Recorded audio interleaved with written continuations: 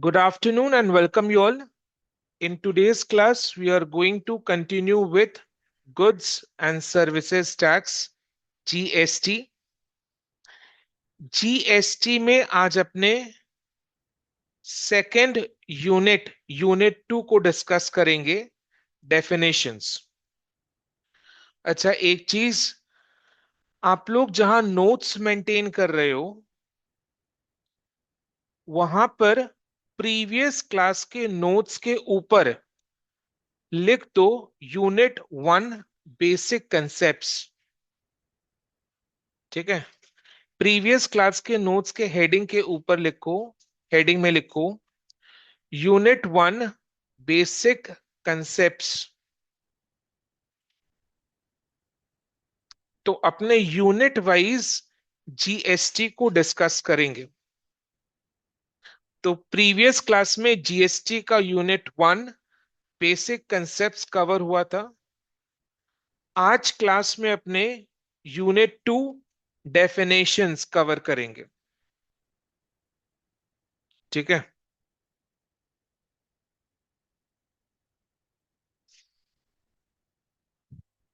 Right. अभी discuss कर रहा हूं, कुछ लिखना नहीं है, मैं सब कुछ लिखवा दूंगा आपको अच्छी से डिटेल में। एग्जाम्पल्स भी काफी सारे एक्सप्लेन करेंगे अपने। ठीक है, सबसे पहला डेफिनेशन है एग्रीग्रेट टर्नओवर। एग्रीग्रेट का मतलब क्या? Total.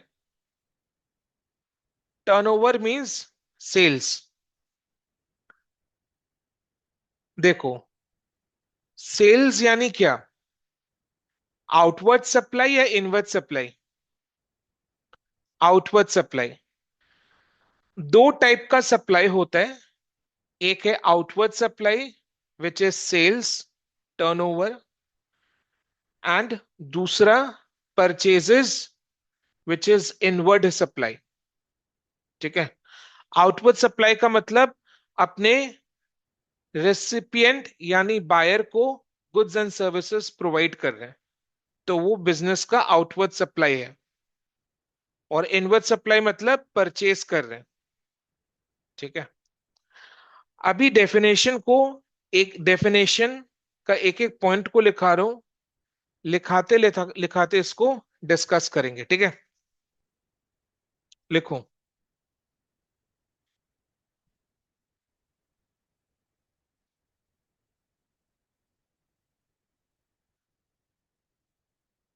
एग्रीग्रेट turnover.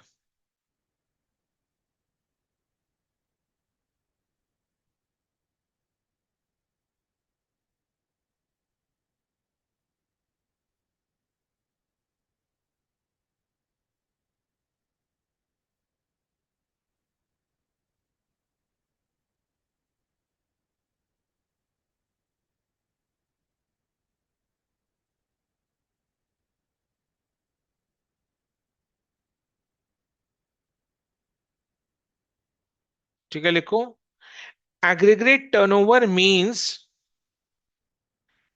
एग्रीग्रेट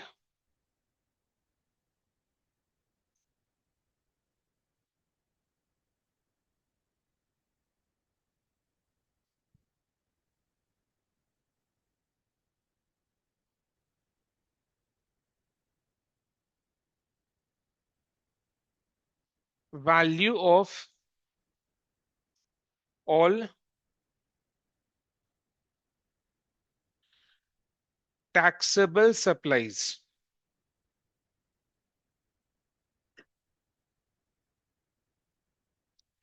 aggregate aggregate value of all taxable supplies. कौन सा supply? Outward supply. All the taxable outward supply. ठीक है,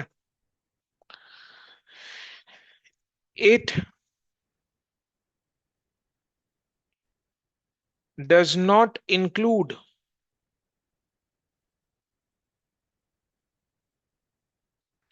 the value of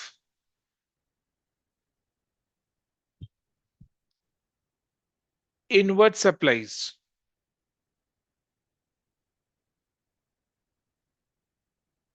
on which taxes payable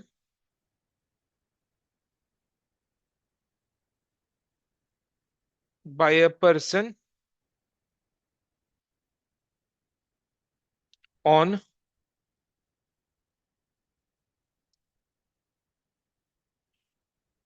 reverse charge basis.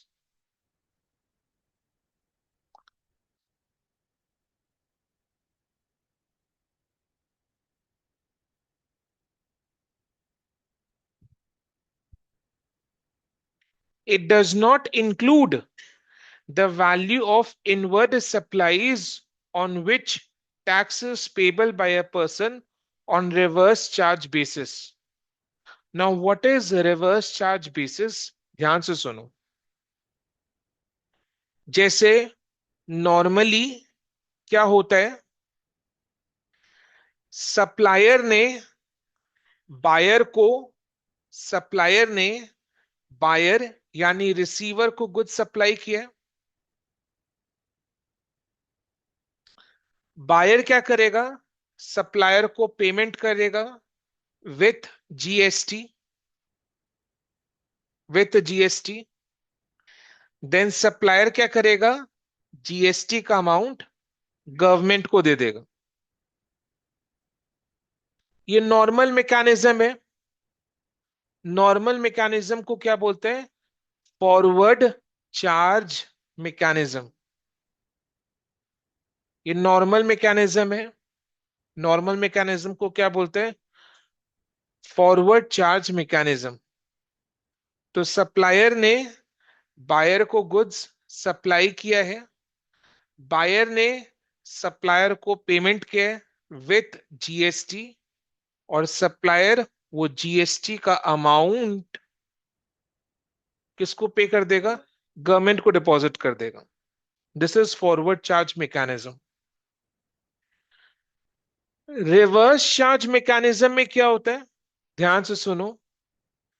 Supplier buyer को goods और services supply करता है. Supplier supply करता है बायर को, और बायर क्या करता है, सप्लायर को पेमेंट करता है विदाउट जीएसटी. सुन लो पहले. सप्लायर बायर को गुड्स सप्लाई करता है, बायर सप्लायर को पेमेंट करता है विदाउट जीएसटी. तो सर जीएसटी का अमाउंट क्या होगा, उसका क्या होगा, जीएसटी का अमाउंट क्या होगा, जीएसटी का अमाउंट बायर खुद गवर्नमेंट को डिपॉजिट करेगा.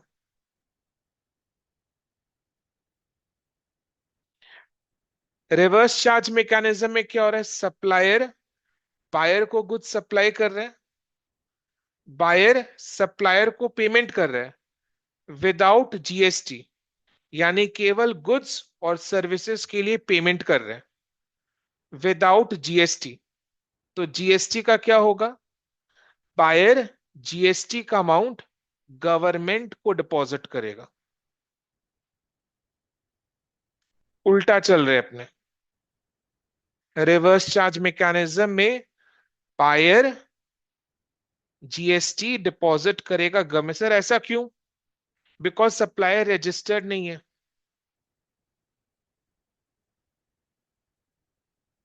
Supplier is not registered under GST law. क्योंकि सप्लायर रजिस्टर नहीं है तो वो जीएसटी कैसे जमा कर सकता है गवर्नमेंट को. बट गवर्नमेंट को तो जीएसटी चाहिए. तो गवर्नमेंट को जीएसटी कौन जमा करेगा, बायर खुद जमा करेगा. समझ में आया ना, क्लियर. तो बायर तो गुड्स को बाय कर रहे हैं, बायर तो गुड्स को बाय कर रहे हैं. तो बायर के लिए क्या है, inward supply.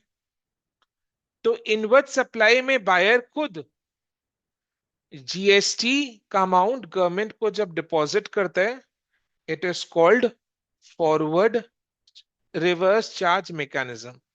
It is called reverse charge mechanism. समझ में आया ना? क्लियर? अब पार्टिसिपेट करना, बताना मेरे को। सप्लायर बायर को गुड्स सप्लाई कर रहा है। ये सप्लायर के लिए कौन सा सप्लाई है? आउटवर्ड सप्लाई है। बायर के लिए कौन सा सप्लाई है? इनवर्ड सप्लाई है। फॉरवर्ड चार्ज मैकेनिज्म में क्या होता है? बायर जो है सप्लायर को पेमेंट करता है विथ जीएसटी, और सप्लायर ये जीएसटी का अमाउंट गवर्नमेंट को डिपॉजिट कर देता है। This is forward charge mechanism. Reverse charge mechanism में क्या होता है? बायर जब सप्लायर को पेमेंट करता है तो पेमेंट केवल गुड्स एंड सर्विसेज के लिए होता है, तो पेमेंट विदाउट जीएसटी करता है। राइट? तो जीएसटी का क्या? बायर जीएसटी का अमाउंट अलग से गवर्नमेंट को डिपॉजिट कर देता है। This is called reverse charge mechanism.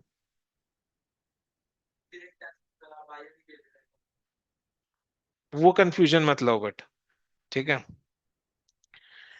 ये mechanism is reverse charge mechanism because इधर में सप्लायर के जगह गवर्नमेंट को जीएसटी कौन पे कर रहे हैं? बायर पे कर रहे हैं। ठीक है? रीजन, सप्लायर रजिस्टर्ड नहीं है। और भी रीजन है। रिवर्स चार्ज मैकेनिज्म का एक अलग यूनिट अपने पढ़ेंगे, एक अलग यूनिट पढ़ेंगे जिसमें forward charge mechanism, reverse charge mechanism detail में डिस्कस्ड है, उसका एक अलग यूनिट है, तो उसको तब डिटेल्स में पढ़ेंगे। आई बात समझ में? Clear? So aggregate turnover does not include the value of inward supply on which tax is payable by a person on reverse charge basis। समझ में आया ना? It does not include the value of inward supply, यानी purchase, on which tax is payable by a person on reverse charge basis। इसको clear क्यों, कि ये point को क्यों लाया गया डेफिनेशन में? जनरली क्या होता है, हर पर्सन अपने आउटवर्ड सप्लाई पर जीएसटी गवर्नमेंट को डिपॉजिट करता है। सप्लायर अपने आउटवर्ड सप्लाई पर जीएसटी को डिपॉजिट करता है। बट रिवर्स चार्ज के केस में क्या हो रहा है? इनवर्ड सप्लाई में इनवर्ड सप्लाई का जीएसटी बायर गवर्नमेंट को डिपॉजिट कर रहा है। समझ में आ रहा है ना? तो ऐसा मत सोचना, ये क्लैरिटी दे रहा है, ये पॉइंट ये क्लैरिटी दे रहा है कि ऐसा मत सोचना कि जिन सप्लाई पर गवर्नमेंट को जीएसटी जाता है, जिन सप्लाई पर गवर्नमेंट को जीएसटी जाता है वही एग्रीगेट टर्नओवर है। तो ऐसा मत समझना कि जिन सप्लाई पर गवर्नमेंट को जीएसटी जा रहा है वही एग्रीगेट टर्नओवर है। कभी कभी इनवर्ड सप्लाई पर भी रिवर्स चार्ज मैकेनिज्म के तहत गवर्नमेंट को बायर ही जीएसटी देता है, तो ये बायर का इनवर्ड सप्लाई पर जीएसटी बायर खुद गवर्नमेंट को डिपॉजिट कर रहा है, तो है तो ये इनवर्ड सप्लाई। अब क्योंकि ये इनवर्ड सप्लाई है तो एग्रीगेट टर्नओवर के डेफिनेशन से आउट हो जाता है। ये पॉइंट को लाकर क्या क्या क्लैरिफिकेशन दे रहे हैं कि ऐसा नहीं कि जिस भी सप्लाई पर जीएसटी पर गवर्नमेंट को डिपॉजिट हो रहा है वो सारा सप्लाई जो है वो एग्रीगेट टर्नओवर में है, वो एग्रीगेट टर्नओवर है। इनवर्ड सप्लाई पर भी तो जीएसटी गवर्नमेंट को डिपॉजिट बायर कर सकता है अंडर रिवर्स चार्ज मैकेनिज्म।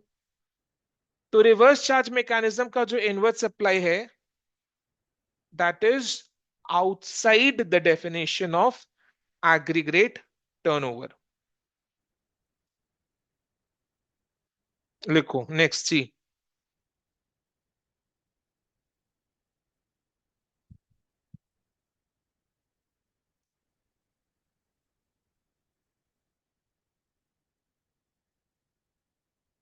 आप लिख नहीं रहे हो? लिखो लिखो लिखो।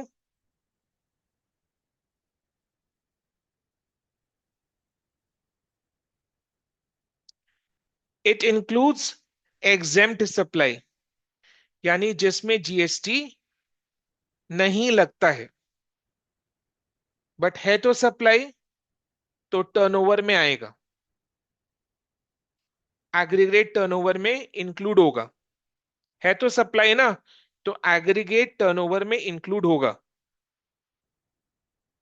दो इस सप्लाई पर जीएस भाई, यही डेफिनेशन लाकर यही तो क्लैरिफिकेशन दे रहा है ना, कि ऐसा मत समझना जिस सप्लाई पर जीएसटी रजिस्टर्ड पर्सन ने गवर्नमेंट को डिपॉजिट किया है वो सारा सप्लाई ही एग्रीगेट टर्नओवर है। समझ में आया ना? बिकॉज कभी कभी इनवर्ट सप्लाई पर भी जीएसटी डिपॉजिट करना पड़ सकता है अगर रिवर्स चार्ज मैकेनिज्म है तो रिवर्स चार्ज मैकेनिज्म में तो इनवर्ट सप्लाई पर भी जीएसटी जमा होता है, और एग्जाम सप्लाई में तो जीएसटी लगता ही नहीं है, but exempt supply aggregate turnover का पार्ट है। ठीक है, समझ में आया?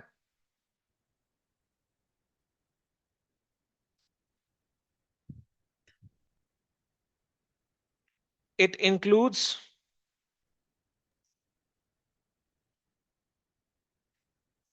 एक्सपोर्ट्स ऑफ गुड्स और सर्विसेज।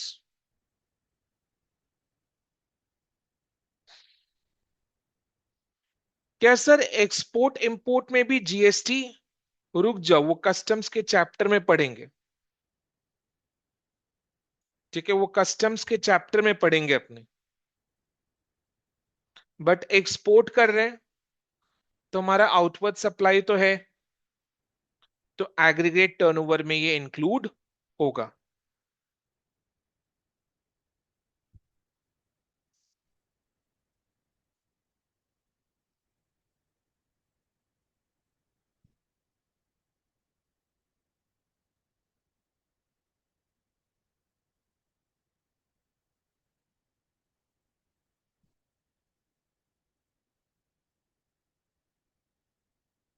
लिखते चलो।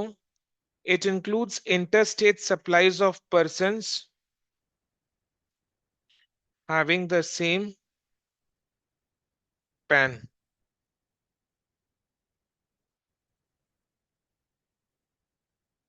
हैविंग द सेम पैन मतलब क्या? ब्रांच टू ब्रांच ट्रांसफर हो रहा है, ब्रांच टू ब्रांच ट्रांसफर हो रहा है। Branch is not a separate entity, not a different entity ना। तो अगर ब्रांच टू ब्रांच ट्रांसफर हो रहा है तो भी वो एग्रीगेट टर्नओवर में इंक्लूड होगा। क्यों? बिकॉज वो इंटरस्टेट है। ठीक है। हाँ, जैसे मैं लिख रहा हूं ना वैसे ही लिखना है आपको।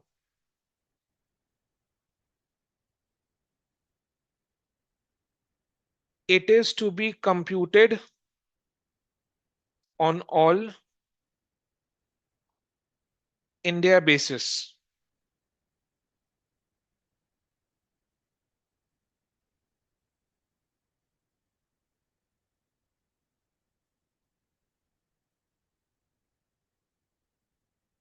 नेक्स्ट लाइन में लिखना, but excludes, but excludes GST and cess.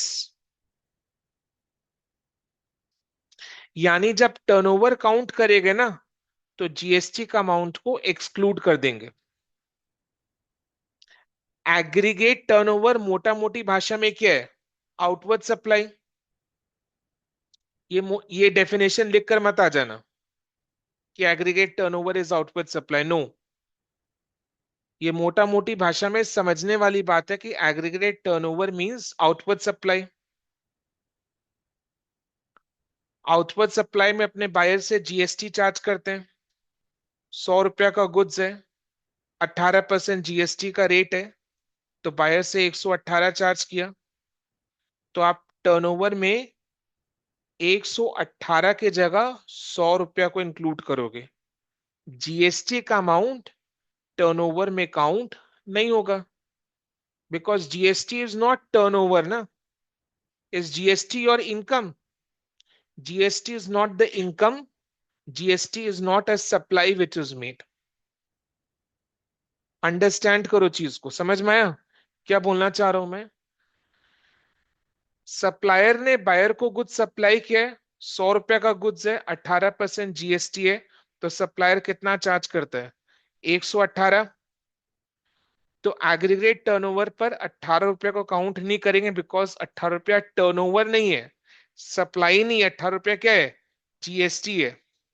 100 रुपया को अपने लेंगे, तो it excludes the amount of GST and cess. नहीं, सुनो, समझ में आया? सेक्शन बीकॉम में कभी भी नहीं लगेगा। ठीक है, बोलो आप याद कर पाओगे? तो फिर ठीक है। एग्रीगेट टर्नओवर में क्या क्या आ रहा है, फटाफट डिस्कस करते हैं। एग्रीगेट टर्नओवर में क्या क्या आ रहा है? All taxable supplies, all taxable supplies. क्या एग्जेम सप्लाईज भी आ रहा है? यस, आ रहा है, एग्जेम सप्लाईज भी आ रहा है। क्या एक्सपोर्ट आ रहा है? एक्सपोर्ट आ रहा है। क्या ब्रांच टू ब्रांच का इंटर स्टेट सप्लाई आ रहा है? ब्रांच टू ब्रांच का इंटर स्टेट सप्लाई आ रहा है।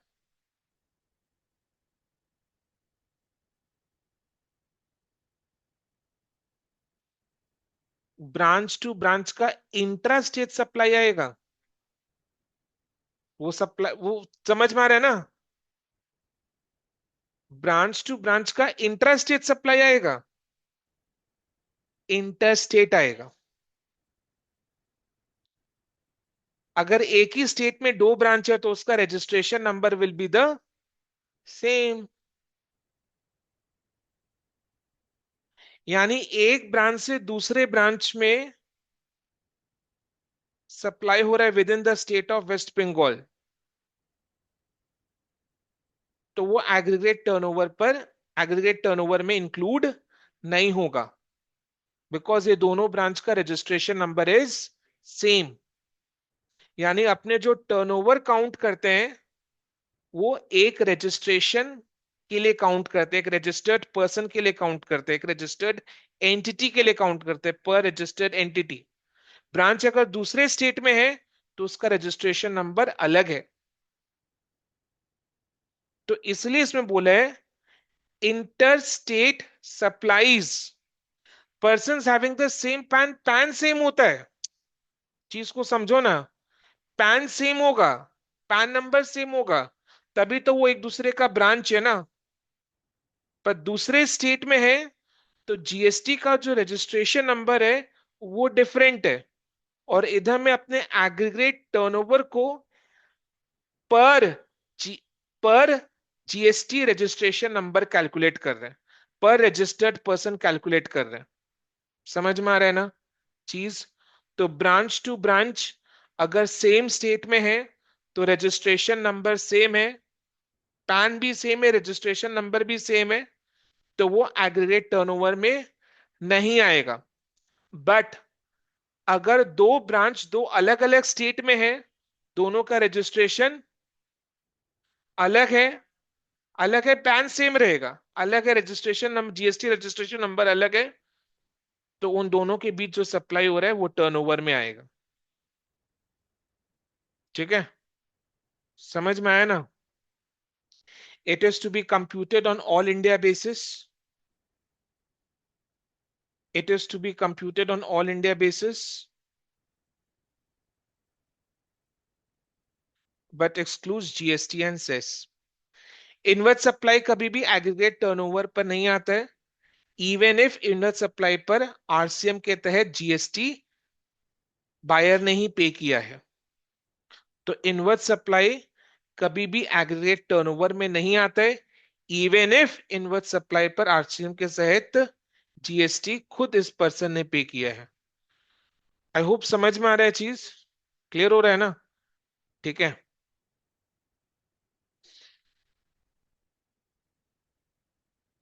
लिखो।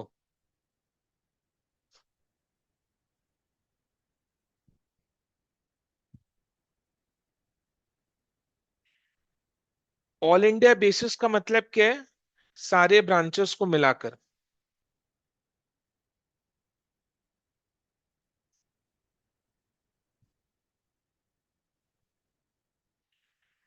एग्रीगेट टर्नओवर मतलब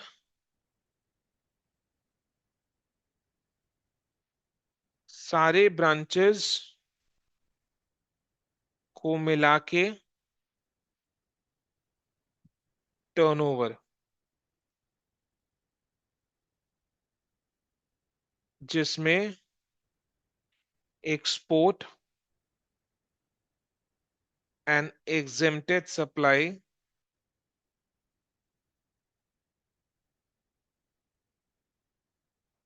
भी आ जाता है।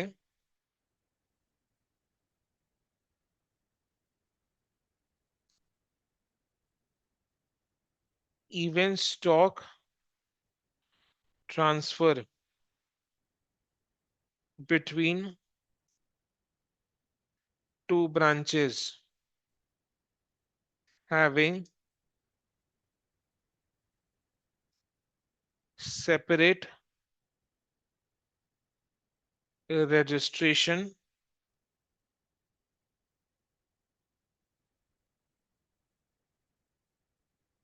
भी आ जाता है।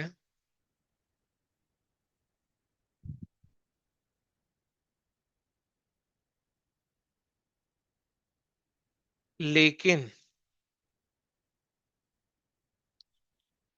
कोई भी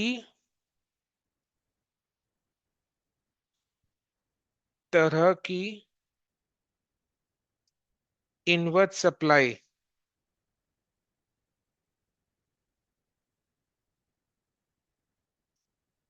और जीएसटी नहीं आता है।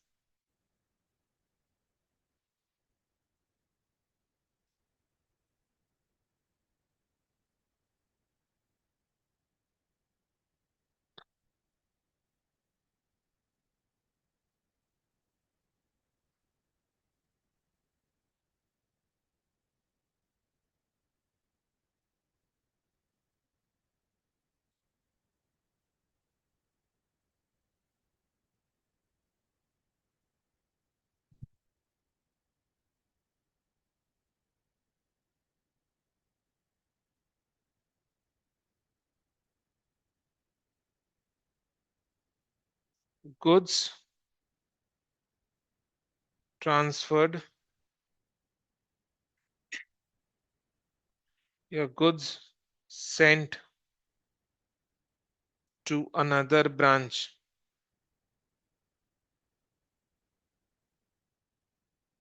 नॉट हैविंग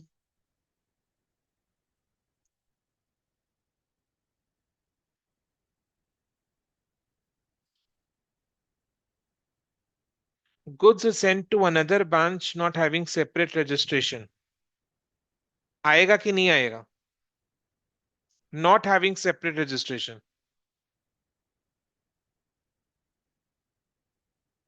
पक्का नहीं आएगा?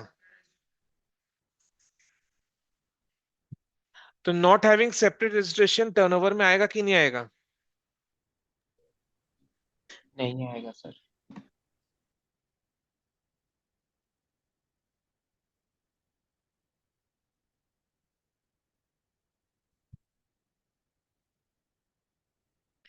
एग्रीगेट टर्नओवर का डेफिनेशन 2019 के एग्जाम में पूछा था।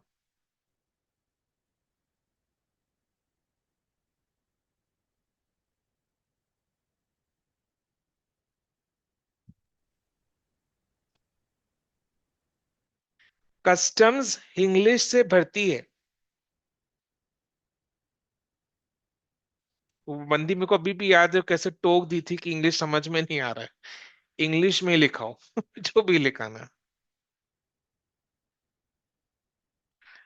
अरे आप खुद ही सोचो, मैं हिंदी में थोड़ी ना लिख रहा हूँ चीज। मतलब I am writing in English ना, and do not know Hindi sting in Bharat.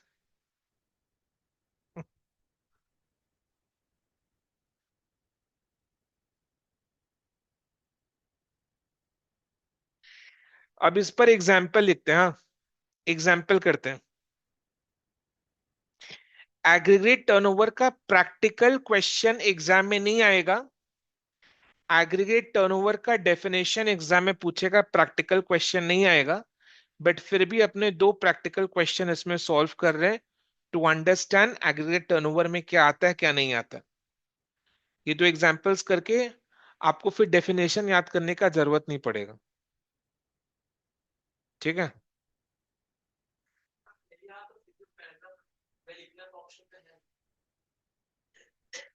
But paragraphs में लिखने से क्लमजी हो जाता है। हाँ, लिख सकते हैं। 2019। हाँ। हाँ। कैसे?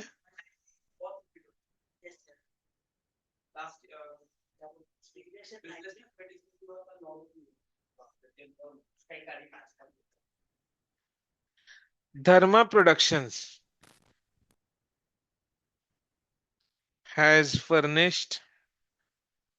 धर्मा प्रोडक्शंस किसकी कंपनी है?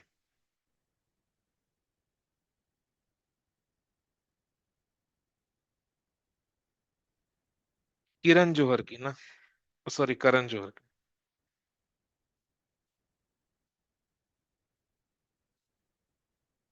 आपने करण को किरण बना दिया।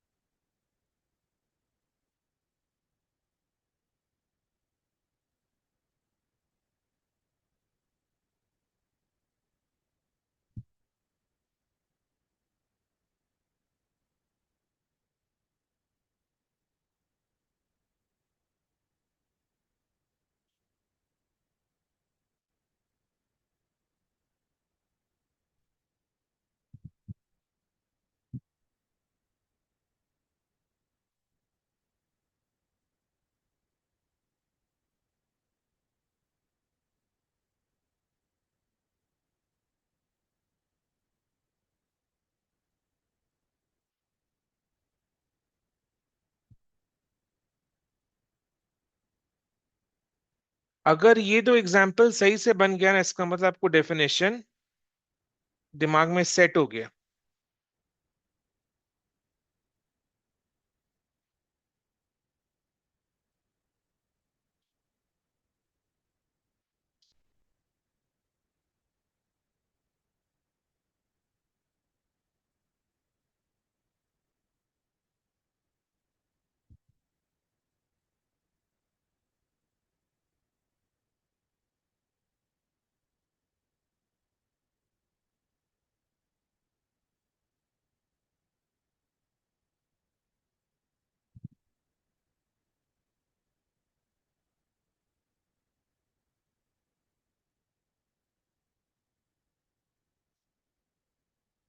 6 lakhs।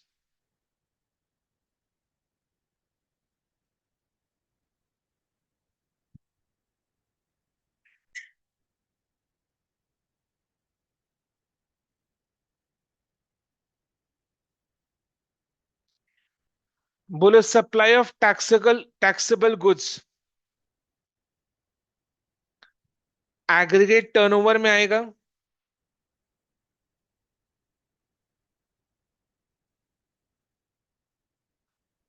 Supply of exempted goods, export of service, supply of nil rated goods,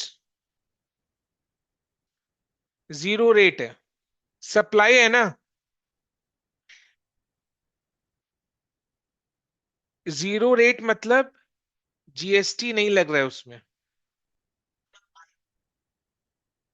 GST लगता है या नहीं लगता है, दैट डज नॉट डिटरमाइन कि वो सप्लाई एग्रीगेट टर्नओवर में आएगा या नहीं आएगा। That is not the factor. आप खुद सोचो, एग्जेम्प्टेड गुड्स का सप्लाई आ रहा है तो निल रेटेड गुड्स का सप्लाई भी आएगा। एग्जेम्प्टेड गुड्स का सप्लाई आ रहा है तो निल रेटेड गुड्स का सप्लाई भी आएगा।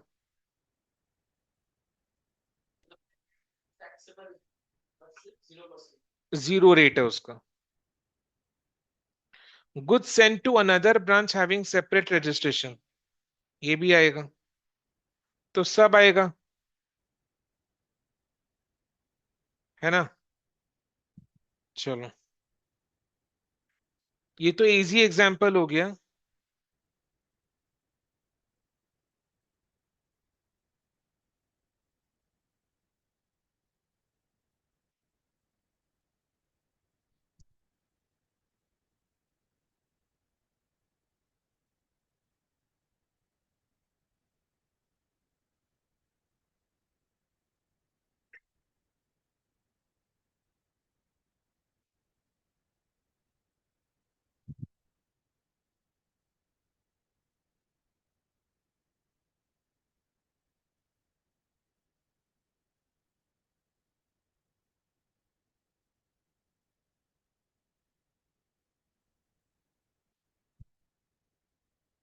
टोटल कितना आ रहा है?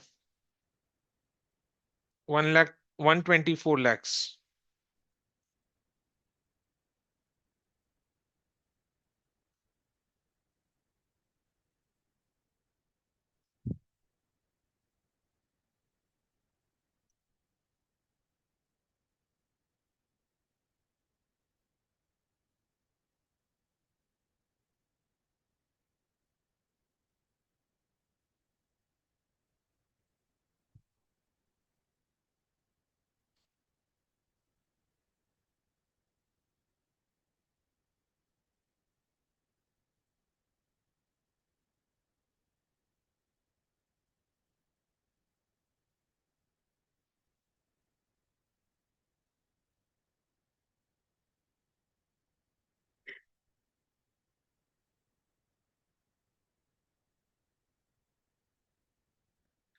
रेड चिली प्रोडक्शन, ये किसकी कंपनी है?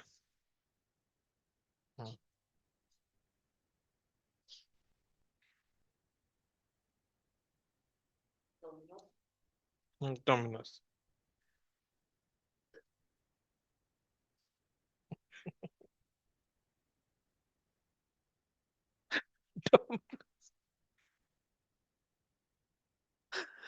किसी आदमी ने क्या बताओ। डोमिनोज के पिज्जा में।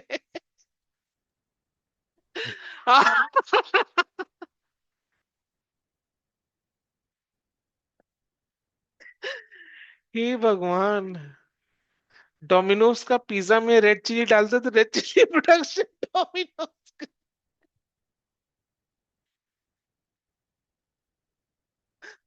को। हे भगवान,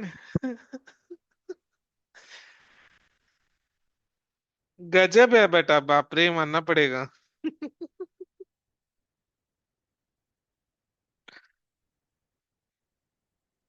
और इतना सीरियसली बोला है, as if is confident is this is the correct answer.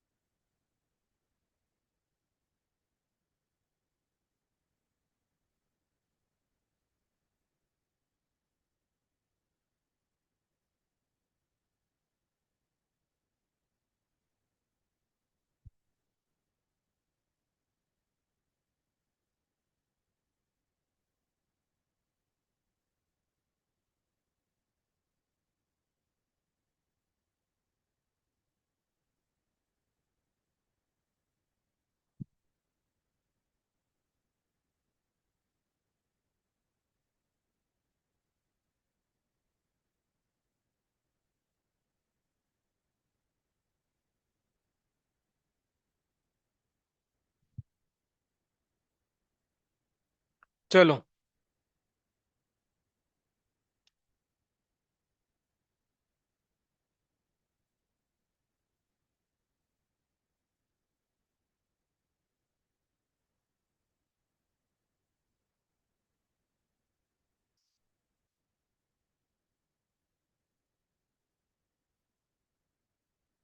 Very good. Excellent Anshul and Paritosh. दोनों का बिल्कुल करेक्ट आंसर है। एक्सीलेंट। Very good. अब एक एक करके डिस्कस कर रहे हैं। Supply of taxable service including GST 40,000, 5 lakh. तो 5 लाख में से 40,000 को माइनस करके 4,60,000 एग्रीगेट टर्नओवर में इंक्लूड होगा। इनवर्ड सप्लाई अंडर आरसीएम ये नहीं होगा। आउटवर्ड सप्लाई ऑफ सर्विस ये होगा। Outward supply of service on which RCM is applicable होगा। आउटवर्ड सप्लाई है बोलकर होगा। आउटवर्ड सप्लाई है बोलकर होगा। Outward supply of service on which RCM is applicable 3 lakh. यानी सप्लाई पर जीएसटी किसने पे किया है दैट डज नॉट डिटरमाइन कि वो सप्लाई एग्रीगेट टर्नओवर में इंक्लूड होगा या नहीं होगा। यानी जीएसटी लगेगा या नहीं लगेगा, जीएसटी किसने पे किया है नहीं पे किया है, that does this does not determine कि सप्लाई एग्रीगेट टर्नओवर में इंक्लूड होगा या नहीं होगा। तो आउटवर्ड सप्लाई है 3 लाख रुपए का जिस पर जीएसटी बायर ने पे किया, तो करने दो उसे जीएसटी पे, सरकार को डिपॉजिट करने दो जीएसटी। हमारा तो ये आउटवर्ड सप्लाई है तो वो एग्रीगेट टर्नओवर में इंक्लूड होगा। Goods sent to another branch not having separate registration ये इंक्लूड नहीं होगा। तो क्या क्या इंक्लूड होगा? Supply of taxable service 4,60,000, outward supply of service on which RCM is applicable 3 lakh. 4,60,000 plus 3 lakh is equal to 7,60,000।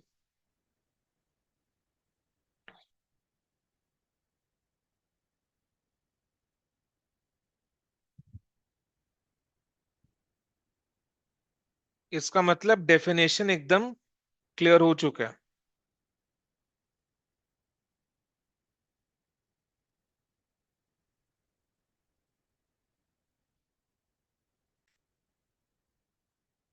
चलो आंसर लिखो।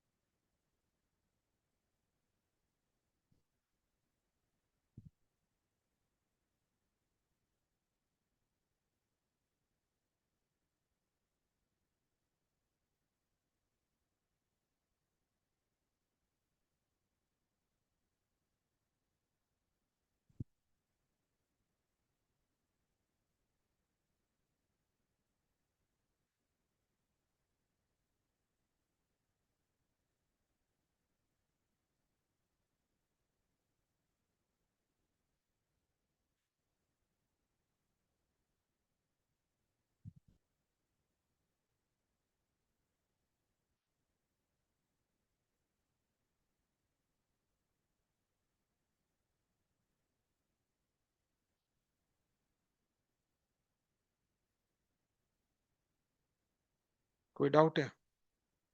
नहीं है? झूठ बोल रहा है? छिपा रहा है? ठीक है।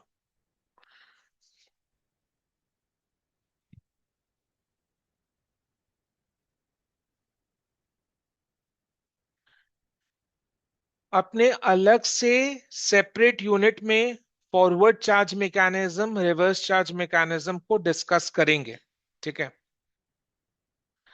अभी नेक्स्ट डेफिनेशन पढ़ने के लिए एक छोटा सा कॉन्सेप्ट बता रहा हूं जो बहुत जन को पता भी है क्या होता है। बहुत जन को इसका पता भी है, तो वो छोटा सा कंसेप्ट को डिस्कस कर रहे हैं। बट इसी कॉन्सेप्ट पर एक अलग से यूनिट भी अपने करेंगे। तो वो एक अलग क्लास में अलग से डिस्कस होगा। कंसेप्ट क्या चीज का है? Input tax credit. हम लोग अभी इनपुट टैक्स क्रेडिट का डेफिनेशन नहीं पढ़ रहे। Input tax credit is a different unit which shall be discussed in a separate class. ठीक है, तो अभी एक आध डेफिनेशन को समझने के लिए इनपुट टैक्स क्रेडिट का कंसेप्ट को डिस्कस कर रहा हूं। ठीक है, समझ में आया?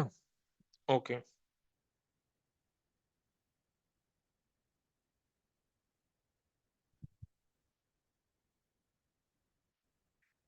इनपुट टैक्स क्रेडिट क्या होता है वो डिस्कस कर रहे हैं।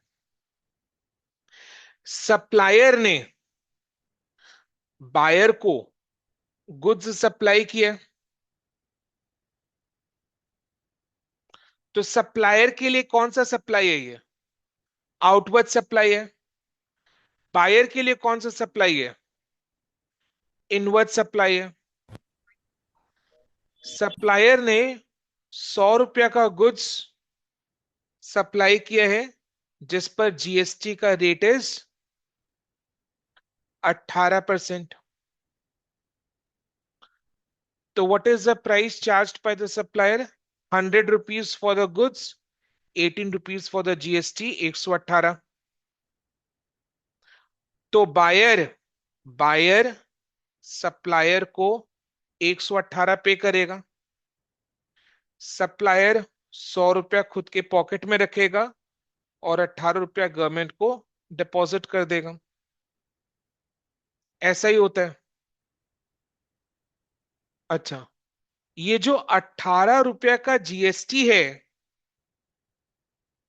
ये जो 18 रुपया का जीएसटी है, ये किसके लिए आउटपुट टैक्स है, किसके लिए इनपुट टैक्स है?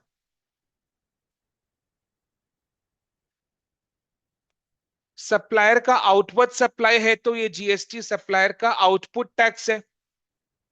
सप्लायर के लिए आउटवर्ड सप्लाई है तो ये जीएसटी सप्लायर का आउटपुट टैक्स है। और बायर के लिए क्या है? इनवर्ड सप्लाई है तो ये बायर के लिए इनपुट टैक्स है। तो ये 18 रुपया बायर के लिए इनपुट टैक्स है। समझ में आया ना? ठीक है, इनपुट टैक्स आउटपुट टैक्स का मीनिंग क्लियर हो गया। ठीक है, आउटवर्ड सप्लाई इनवर्ड सप्लाई का मीनिंग क्लियर है। सप्लायर के लिए आउटवर्ड सप्लाई तो आउटपुट टैक्स, बायर के लिए इनवर्ड सप्लाई तो इनपुट टैक्स। अब बायर ये गुड्स क्यों खरीदा है? सोहम को सप्लाई करने के लिए। बायर ये गुड्स क्यों खरीदा है? सोहम को सप्लाई करने के लिए। ऐसे क्या कर रहा है? दिखा रही यही सोहम है। बायर ये गुड्स किस लिए खरीदा है? अपने बायर को सप्लाई करने के लिए, सोहम को सप्लाई करने के लिए। तो बायर ये गुड्स सोहम को सप्लाई करता है फॉर 160, फॉर 160, फॉर 160। ठीक है, बायर ये गुड्स किस लिए खरीदा है? अपने बायर को सप्लाई करने के लिए। बायर का बायर कौन है? सोहम है। तो बायर ये गुड्स सोहम को सप्लाई करने के लिए खरीदा है। बायर ये गुड्स के लिए कितना चार्ज करता है सोहम से? हाँ, 160। ध्यान से सुनो, 160। 160, 160। बायर ने खुद ये गुड 100 रुपए का खरीदा, 18 रुपए का जीएसटी पे कर दिया, तो बायर के लिए गुड 100 रुपए का पड़ा। अब बायर ये सप्लाई कितना में कर रहा है? 160 में कर रहा है। बायर ये वाला गुड्स सोहम को 160 में सप्लाई कर रहा है। 60 रुपए का वैल्यू एडिशन हो गया। ठीक है, जीएसटी का रेट कितना है? 18%। सपोज 18% ही है, 18% है। तो 160 का 18% इज 28.8, 160 का 18% 28.8, 28.8। तो बायर ये गुड्स जब सोहम को सप्लाई करेगा, तो ये गुड्स के लिए बायर कितना अमाउंट सोहम से चार्ज करेगा?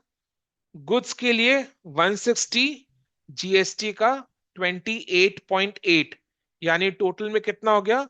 188.8, 188.8, 188.8। सोहम क्या करेगा? 188.8 बायर को पे कर देगा 160 गुड्स के लिए, 28.8 जीएसटी के लिए। ठीक है, 28.8 जीएसटी के लिए। समझ में आना? देखो मैं इतना कंसेप्ट डिस्कस कर रहा हूँ, वो अंडरलाइन ही कर रहा। सर अब प्रेजेंटेशन आप समझो इम्पोर्टेंट। बाप रे, आपको क्या करना है। ठीक है, प्रेजेंटेशन। 28.8। देखो आपके चहीते ऑनलाइन में भी आप उस देख पा रहे हैं कि क्या कर रहे हो आप। अंकुश बरा नहीं, प्रेजेंटेशन मैटर्स। तो चलो अभी अपने एग्जाम्पल से नहीं हट रहे। ठीक है, आपको जो करना आप करते रहो। ठीक है, तो सोहम कितना पे करेगा 160 गुड्स के लिए और जीएसटी के लिए 28.8।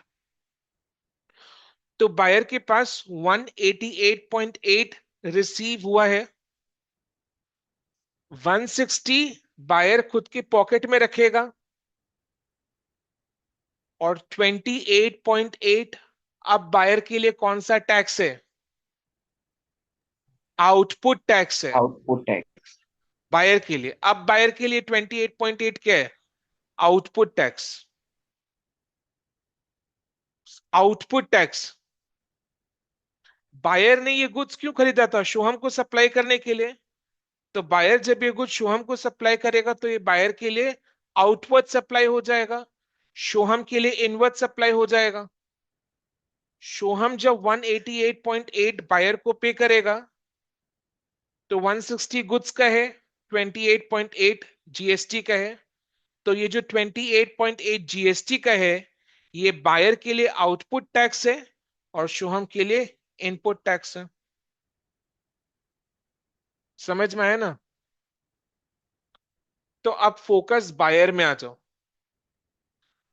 यही गुड्स के लिए आउटपुट टैक्स कितना है? 28.8। फोकस बायर में करो।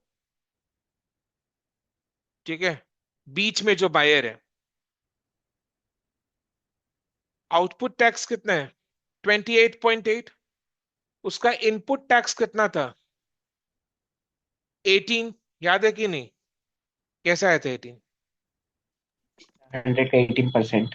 ठीक है, तो उसका इनपुट टैक्स कितना है? 18। आउटपुट टैक्स कितना है? 28.8। तो जब ये बायर गवर्नमेंट को जीएसटी पे करेगा, सुनो बात को। बायर के लिए आउटपुट टैक्स कितना है? 28.8।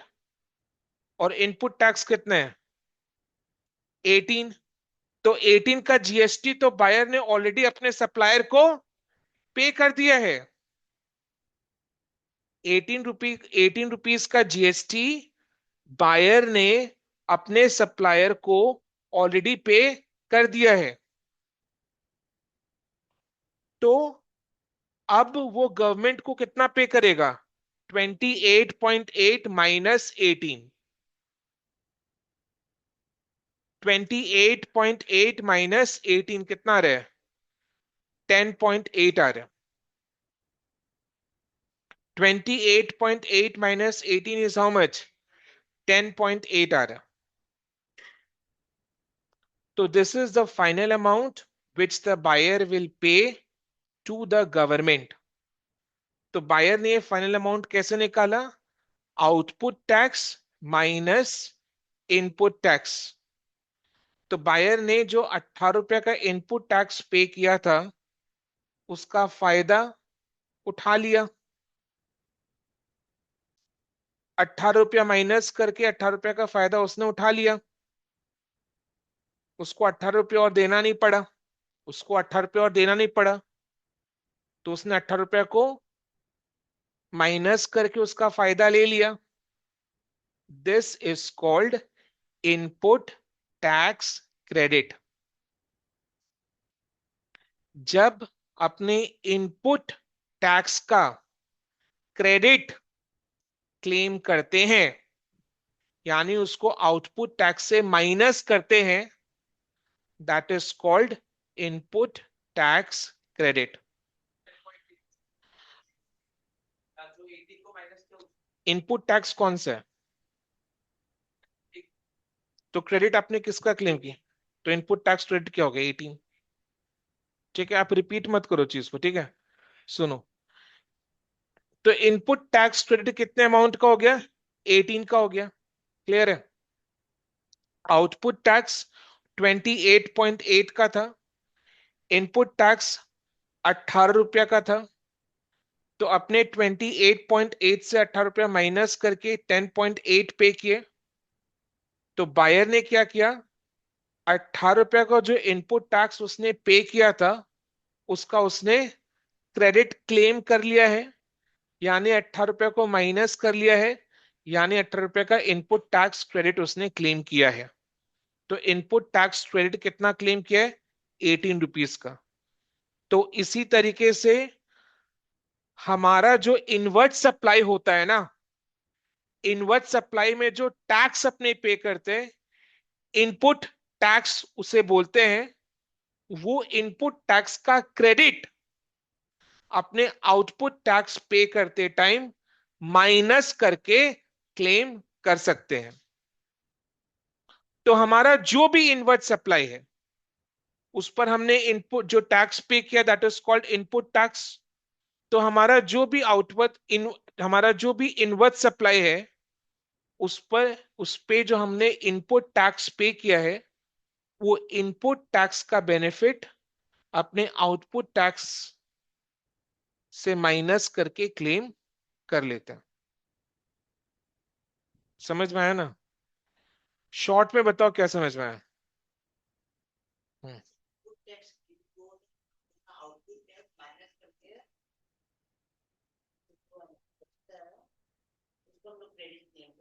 नहीं समझ में आया हमको। हम्म। अच्छा, अनमोल को समझाना तो बाकी सबको समझ में, आप समझाते रहो। Yes sir. हम्म। अच्छा, इनपुट टैक्स किसको बोलते हैं? केशव बताओ। इनवर्ट सप्लाई बोलो। इनवर्ट सप्लाई पर जो टैक्स अपने पे करते हैं, that is called input tax. And outward supply पर जो हमें टैक्स मिलता है, जो हमें डिपॉजिट करना है गवर्नमेंट को, that is called output tax. तो आउटपुट टैक्स गवर्नमेंट को जमा देने से पहले अपने क्या करते हैं? इनपुट टैक्स को उससे माइनस करके नेट अमाउंट पे करते हैं। This is called input tax credit. Clear? समझ? Net amount of GST payable, final amount को नेट जीएसटी पेबल बोलते हैं, जीएसटी लाइबिलिटी या जो भी बोल लो।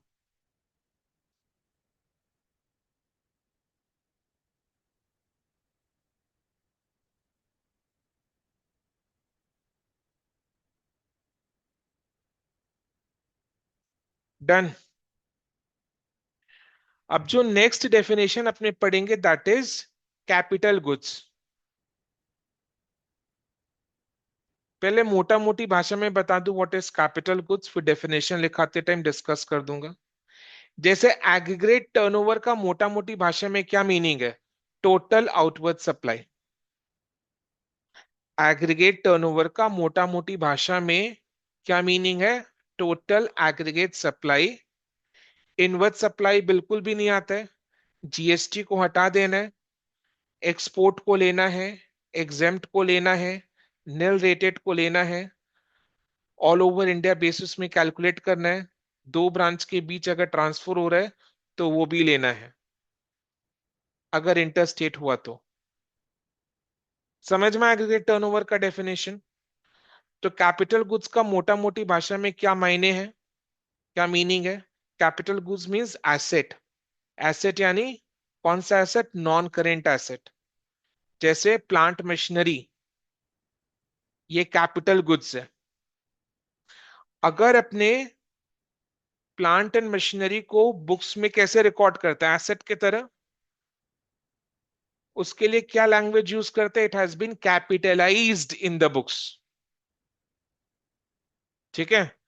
जब प्लांट एंड मशीनरी को अपने एज एसेट रिकॉर्ड करते हैं ना, जब अपने प्लांट एंड मशीनरी तो एसेट है, उसको जब एज एसेट रिकॉर्ड करते हैं, we call it as, English में क्या बोलते हैं? As capitalised in the books. इन सब एसेट्स को अपने कैपिटल एसेट भी बोलते हैं।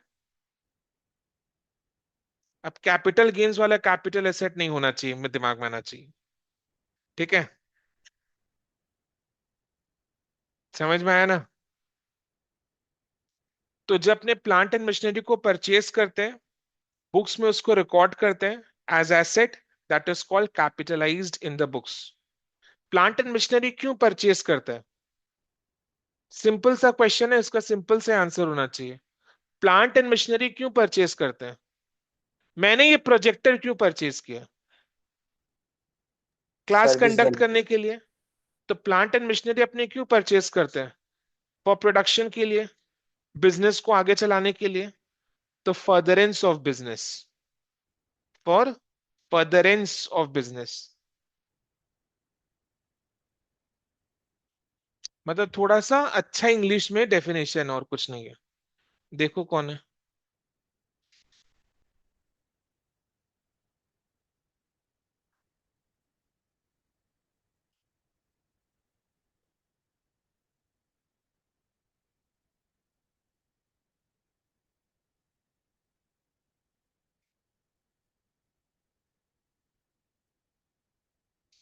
भूत की तरह।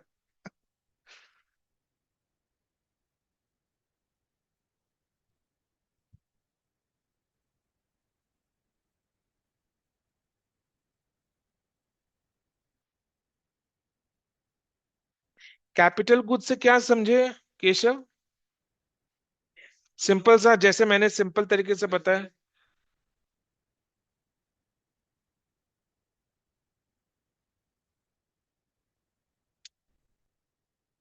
पक्का? हाँ वो करेक्ट है, बट और कुछ बताओ। जैसे प्लांट एंड मशीनरी अपने परचेज करते हैं, उसको जब बुक्स में एज एसेट रिकॉर्ड करते हैं, that is called capitalised in the books.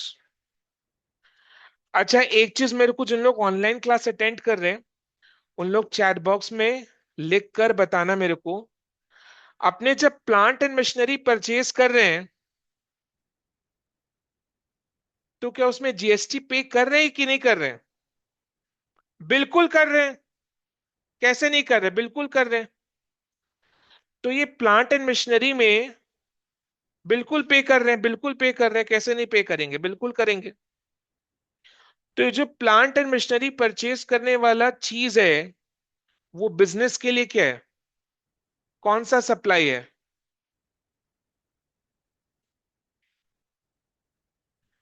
Plant and machinery जो परचेज कर रहे हैं, वो बिजनेस के लिए क्या है? फटाफट चैट बॉक्स में आंसर करो। Inward supply. परचेज कर रहे हैं ना? ठीक है, कंसंट्रेट करो। लाइन ड्रॉ कर सकते हैं अपने बाद में भी। ठीक है, ये सब चीज चलता है। क्लास के बाद इधर में ही बैठ के कर लेना, मैं आपको बता दूंगा कहाँ कहाँ लाइन ड्रॉ करना है। बट अभी सच में सीरियसली, अदरवाइज आपको पता है सेम 5 क्या है। ठीक है ना? सीरियस हो जाओ एकदम। सो प्लांट एंड मशीनरी परचेज कर रहे हैं, तो purchase of plant and machinery is inward supply. तो जो जीएसटी अपने पे किए हैं, जो जीएसटी अपने पे किए हैं प्लांट एंड मशीनरी परचेज करते time, that GST is dash tax, input tax. तो इनवर्ड सप्लाई पर इनपुट टैक्स। तो ये इनपुट टैक्स का भी क्रेडिट बिजनेस क्लेम कर सकता है। ये इनपुट टैक्स का क्रेडिट बिजनेस क्लेम कर सकता है। क्रेडिट क्लेम करने का मतलब क्या? जब बिजनेस को अपना आउटवर्ड सप्लाई पर जीएसटी पे करना होगा ना, तो वो अपने इनपुट टैक्स को माइनस करके नेट अमाउंट पे करेगा।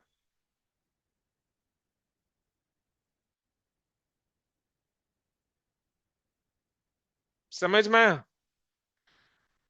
एक एग्जांपल, रियल लाइफ एग्जांपल दे रहा हूं। ये जो प्रोजेक्टर मैंने परचेज किया है, इस पर जो जीएसटी, ये प्रोजेक्टर मैंने अपने फर्म के नाम से परचेज किया, अनूप क्लासेस के नाम से परचेज नहीं किया, अपने फर्म के नाम से परचेज किया। पापा का जो बिजनेस है ना, उस नाम से परचेज किया। मतलब जो भी एसेट, इनफैक्ट ये चेयर्स, टेबल्स वगैरह भी, जिस भी एसेट में जीएसटी लगा है, वो सारा परचेज मैंने फर्म के नाम से किया, पापा के नाम से किया। पापा का फर्म है, ठीक है, तो उनका जीएसटी नंबर है, तो उनके नाम के नाम से परचेज किया है, ताकि जो टैक्स मेरा लग रहा है ना, तो वो इनपुट टैक्स हो गया, इनवर्ट सप्लाई है, इनपुट टैक्स हो गया, तो उसका क्रेडिट पापा अपने आउटपुट टैक्स से माइनस करके क्लेम कर लेंगे। तो ये पैसा मेरे को वापस मिल गया, है ना? तो जीएसटी जो मेरा लगा, उसका फायदा मेरे को मिल गया। अगर मैं ऐसे ही परचेज कर लेता, हर्षवर्धन संघी के नाम से परचेज कर लेता, तो मेरा जीएसटी चला जाता, वो जीएसटी मेरा आउटफ्लो हो जाता। बट मेरा पापा का फर्म है, बिजनेस है उनका, तो उनके जीएसटी नंबर के अगेंस्ट परचेज किया है, तो उनके बिजनेस के लिए इनवर्ट सप्लाई है, तो जो टैक्स लगा that is input tax. Input tax का क्रेडिट पापा क्लेम कर लेंगे अपने आउटपुट टैक्स में से माइनस करके। तो जीएसटी जो लगा है वो वापस आ जाएगा ना। हाँ, वही वो बोल रहा था आयुष वैद उस दिन। हाँ, हाँ, वो वापस आ जाएगा, इसी को इनपुट टैक्स क्रेडिट बोलता है। समझ में आया ना? तो सर ऐसा कर सकते हैं क्या, किसी और कंपनी के नेम पे ले लेना, और फिर इनपुट टैक्स ये देखो, मेरी ना। पापा की कंपनी, मेरी पापा की फर्म है, तो मैंने कर दिया वैसे। तो हम लोग कर सकते हैं, जैसे अपना पापा का हो या मम्मी का हो, तो हाँ, करो ना, क्या दिक्कत है?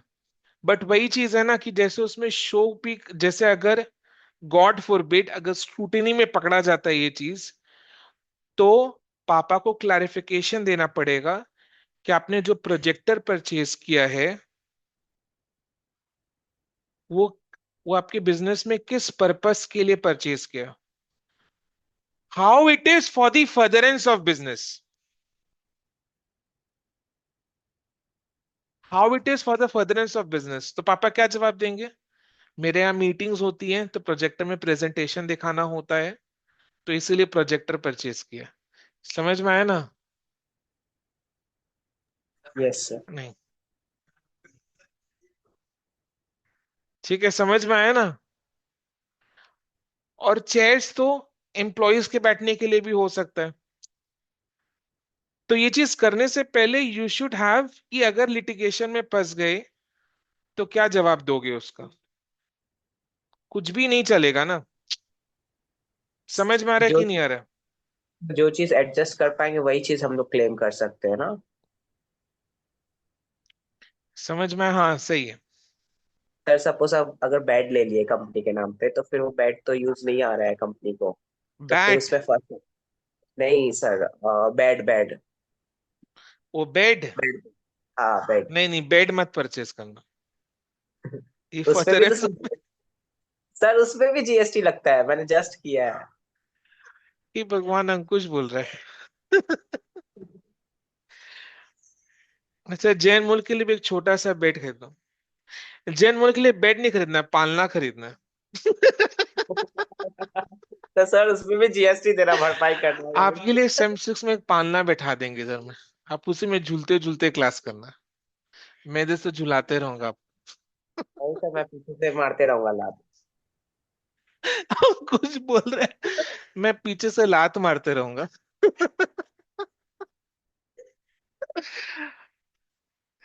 हे भगवान। चलो,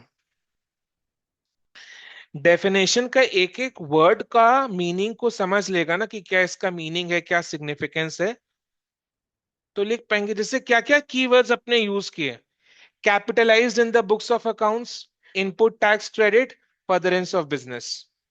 ये तीन कीवर्ड्स मिल गया ना, ऑडिट को भी ऐसे ही पढ़ना है, उसको बस कीवर्ड्स मिल गया ना, तो आपको पूरा मार्क्स मिल जाएगा। समझ में आया? कुछ भी लिख कर नहीं आना कि ऐसा हो सकता है वैसा हो सकता है। जैसे एजुकेशनल इंस्टीट्यूट का ऑडिट का क्वेश्चन आ गया कि how will you conduct the audit और draft an audit programme for the educational institute, तो उसमें आपको कुछ भी लिखकर आने से नहीं चलेगा, आपको कीवर्ड्स यूज करना पड़ेगा। क्या किए थे? मिल गया था आपको?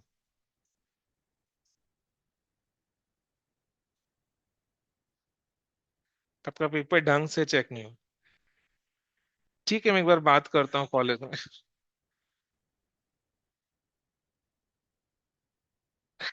कैपिटल गुड्स मीन्स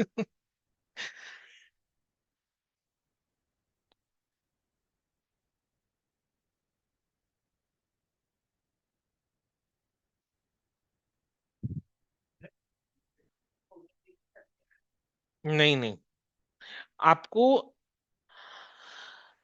गुड्स का क्वालिटी क्यों बताना है कि वो ड्यूरेबल है नॉन ड्यूरेबल है? तो वो तो कैपिटल गुड्स में मतलब समझ में आ रहा है ना, कहीं से कोई कनेक्शन ही नहीं है, कोई कनेक्शन ही नहीं है।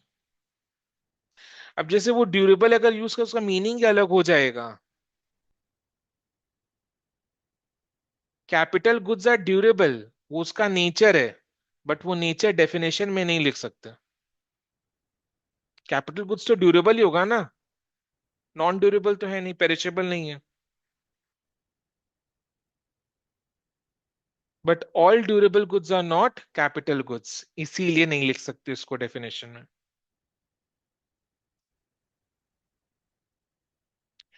The value of which is capitalized in the books of accounts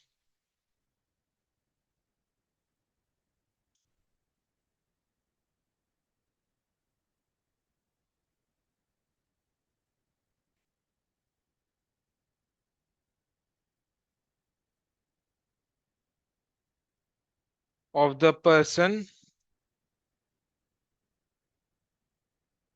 claiming the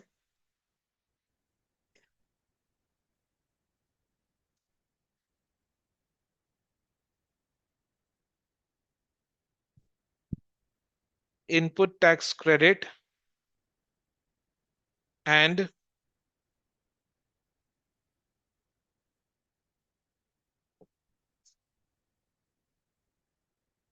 which are used or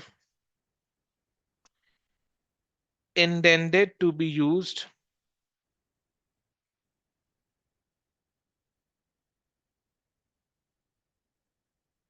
जिसको मैं बोल्ड कर रहा हूं ना, उसको आप लोग तो बोल्ड नहीं कर सकते हो, तो आप लोग को क्या करना है, वो अंडरलाइन करना है।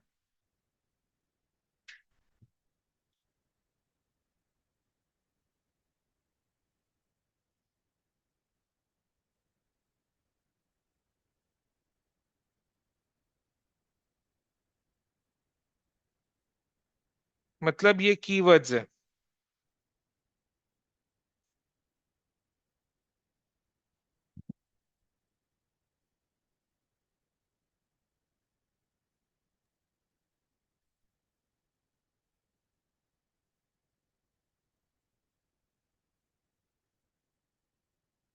ठीक है, लिख लिया। नेक्स्ट डेफिनेशन किसका है? Casual taxable person.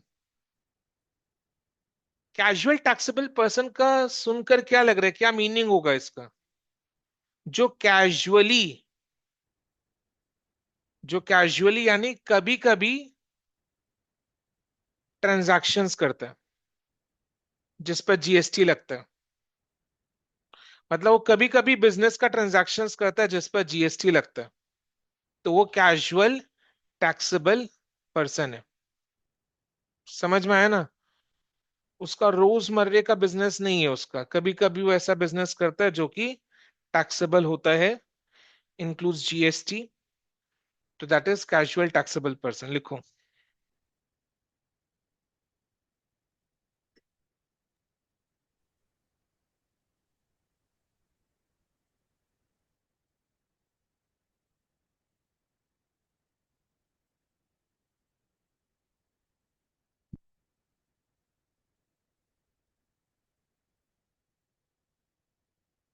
अच्छा, कैजुअल टैक्सेबल पर्सन का कोई फिक्स्ड प्लेस ऑफ बिजनेस होगा क्या? नो। नो। तब तो कैजुअल टैक्सेबल पर्सन नहीं हुआ ना। फिक्स्ड प्लेस ऑफ बिजनेस नहीं है इसका मतलब वो कैजुअल टैक्सेबल पर्सन है। फिक्स्ड प्लेस ऑफ बिजनेस है इसका मतलब वो कैजुअल टैक्सेबल पर्सन नहीं है।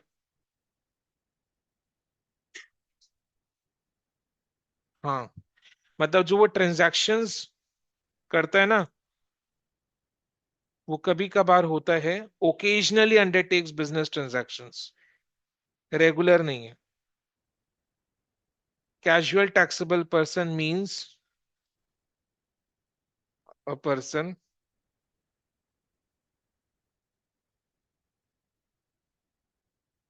बाद में जाके ये सब टर्म्स ही आएंगे, बाद के यूनिट्स, ये सब टर्म्स यूज कर।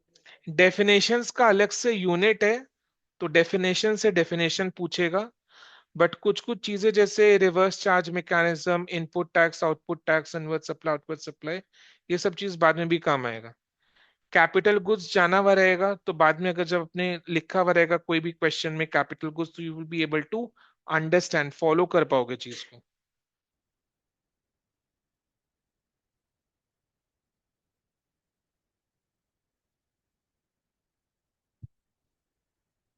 बेसिक कंसेप्ट्स में जीएसटी के लॉ के बारे में बताया। जैसे जो एक्ट भी बनता है ना, उसमें सेकंड चैप्टर डेफिनेशंस का होता है। आप कोई भी एक्ट उठा के देख लो, उसमें सेकंड सेक्शन जो होता है वो डेफिनेशंस का होता है, सेक्शन 2। जैसे कॉन्ट्रैक्ट एक्ट में कितना सारे डेफिनेशंस अपने पढ़ा, तो सेक्शन 2A 2B ऐसे करके था ना। तो सेक्शन 2 इज ऑफ डेफिनेशंस, तो यूनिट 2 इज ऑफ डेफिनेशंस, जो कि अपने को आगे जीएसटी एक्ट को पढ़ने में हेल्प करेगा।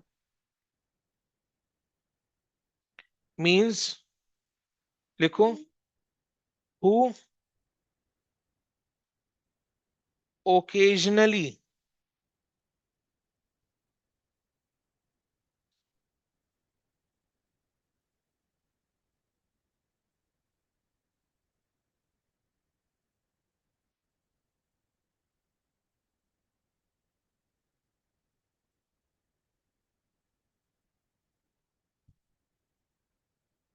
who occasionally undertakes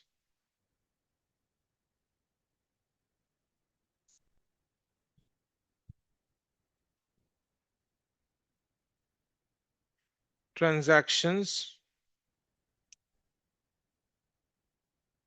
involving supply of goods or services or both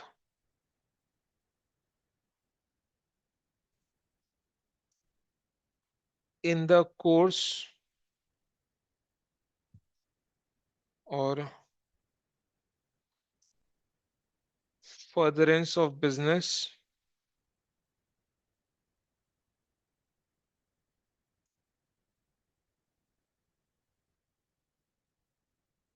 whether as a principal,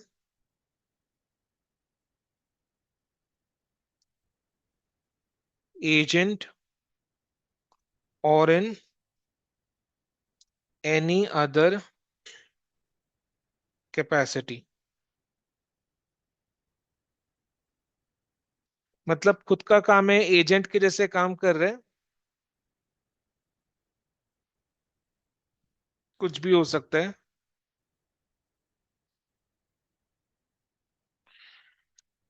in a state और union territory where he has no fixed place of business.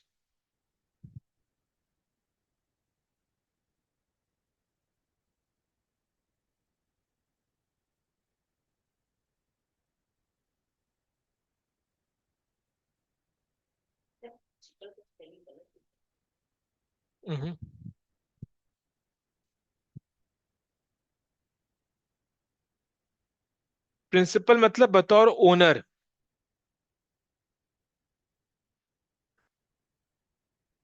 और PLE जो होता है ना प्रिंसिपल, वो principles यानी असूल, आदर्श, principles, discipline, समझ में आया?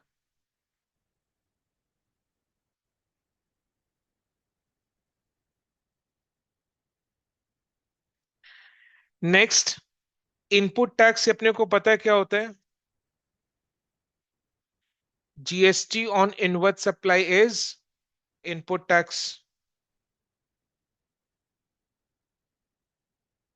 अच्छा, एक चीज मेरे को बताओ, बताना जिन लोग ऑनलाइन भी क्लास अटेंड कर रहे हैं, जैसे रिवर्स चार्ज मैकेनिज्म में गवर्नमेंट को GST कौन डिपॉजिट करता है? बायर। तो बायर के लिए वो सप्लाई क्या होता है, इनवर्ड सप्लाई या outward supply? Outward supply. Buyer के लिए ऑलवेज इनवर्ड सप्लाई, बायर है ना, oh sorry sir, inward. Buyer के लिए ऑलवेज इनवर्ड सप्लाई, सप्लायर के लिए ऑलवेज आउटवर्ड सप्लाई। हाँ। चीज को समझो, क्या बताया था मैंने रिवर्स चार्ज मैकेनिज्म में, सप्लायर बायर को गुड्स सप्लाई करता है, बायर सप्लायर को केवल गुड्स के लिए पैसा देता है, और GST का अमाउंट डायरेक्ट गवर्नमेंट को डिपॉजिट करता है। यही है reverse charge mechanism. Supplier okay. Buyer को गुड्स सप्लाई कर रहे हैं, तो ये सप्लाई सप्लायर के लिए आउटवर्ड सप्लाई है, बायर के लिए इनवर्ड सप्लाई है। बायर पेमेंट किसको कैसे करता है? सप्लायर को केवल गुड्स के लिए करता है, और GST का अमाउंट गवर्नमेंट को डिपॉजिट करता है। तो है तो बायर का ये इनवर्ड सप्लाई। तो जो GST बायर गवर्नमेंट को डिपॉजिट कर रहे हैं, वो GST बायर के लिए क्या है, इनपुट टैक्स। है तो इनपुट टैक्स ना, इनवर्ड सप्लाई है तो इनपुट टैक्स। तो इसमें इनपुट टैक्स बायर जो है खुद गवर्नमेंट को डिपॉजिट कर रहे हैं अंडर रिवर्स चार्ज मैकेनिज्म। तो रिवर्स चार्ज मैकेनिज्म में जो इनपुट टैक्स बायर गवर्नमेंट को डिपॉजिट करता है, that is also included in input tax. समझ में आया ना? क्लियर? लिखो।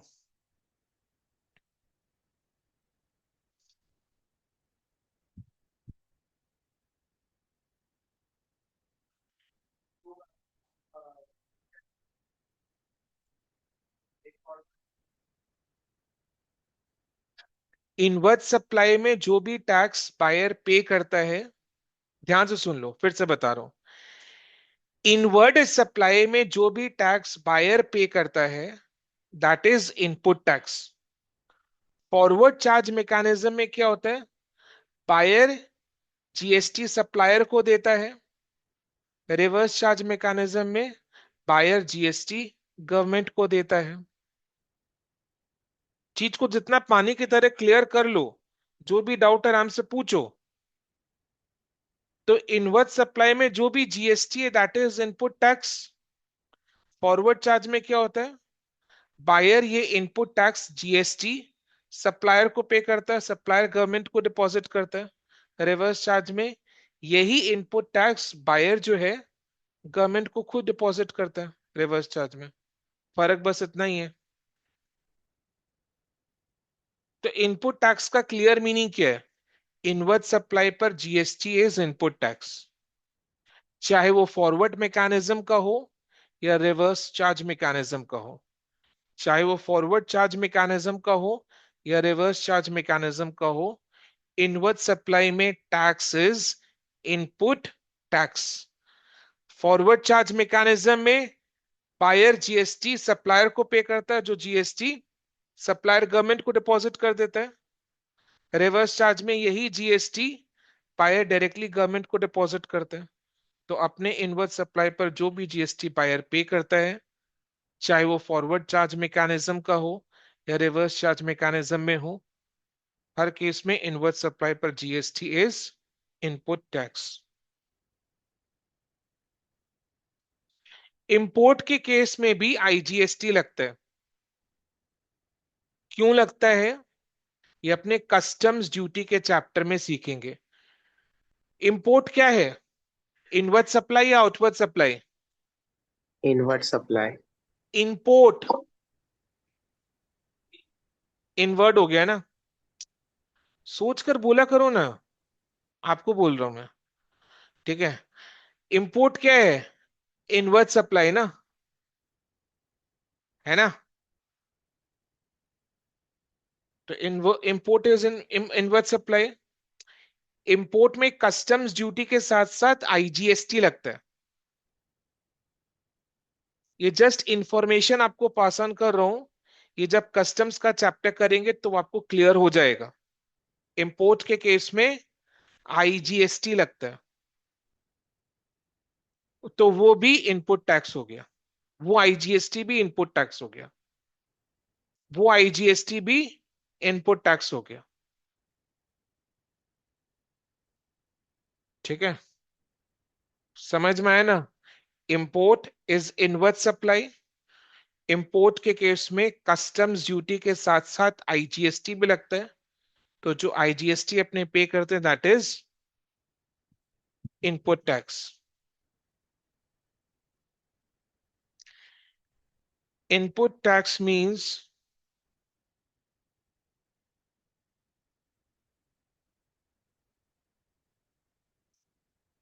GST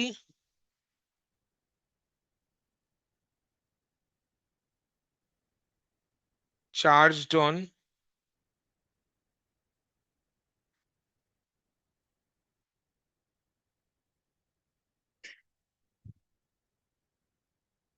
inward supply.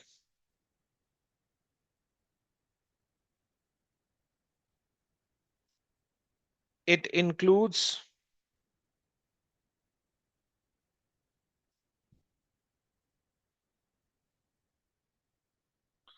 IGST charged on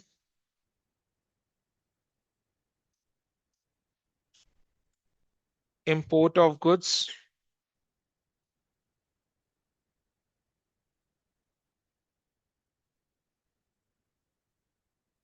GST payable under reverse charge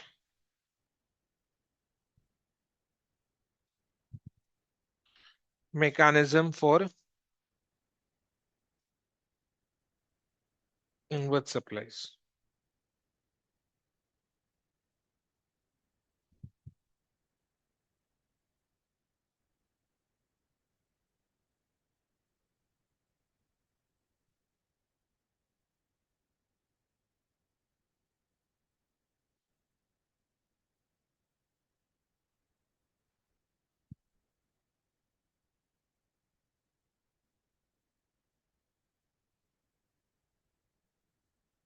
correct Paritosh, correct हो। क्लियर है बेटा? Yes sir. Hmm.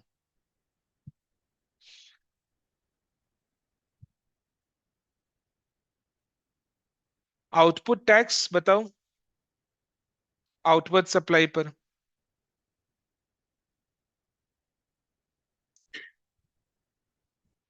Output tax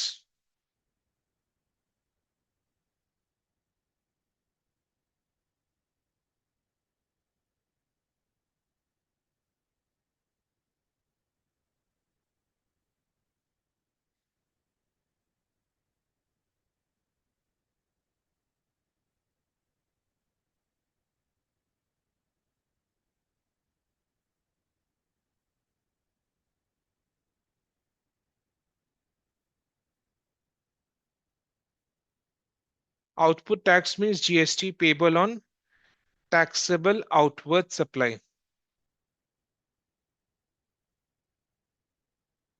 हम्म।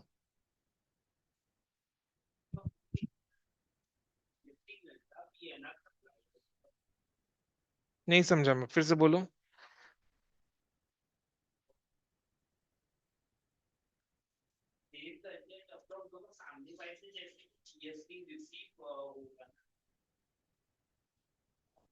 तो वो जीएसटी आप किसको दोगे, रिसीव करके पॉकेट में रख लोगे? तो क्या, तो आउटपुट टैक्स हो गया वो। सेल अपने क्या करते हैं, अपने आउटपुट को ना, सेल अपने किसको करते हैं, अपने आउटपुट को, प्रोडक्शन को। तो सेल पर जो जीएसटी है, that is output tax. Sale means outward supply.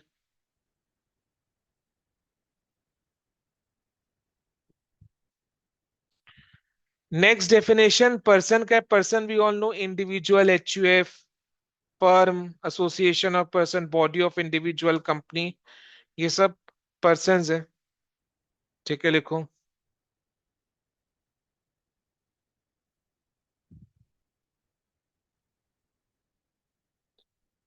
persons include person include individual, HUF,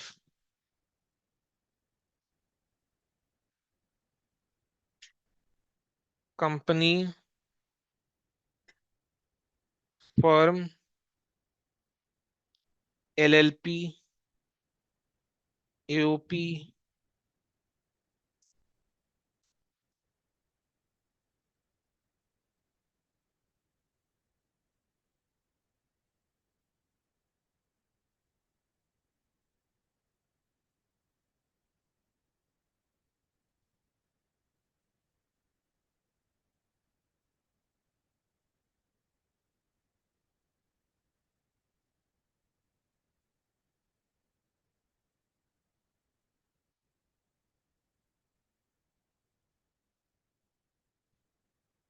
लिख लिया।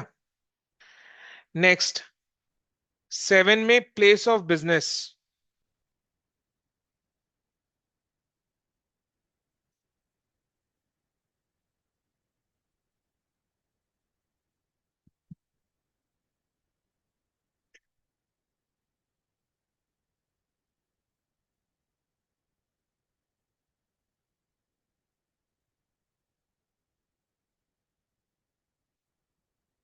प्लेस ऑफ बिजनेस में चार चीज है।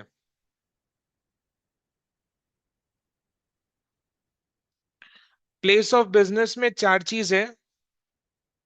क्या है वो चार चीज? एक ऑर्डिनरी प्लेस ऑफ बिजनेस,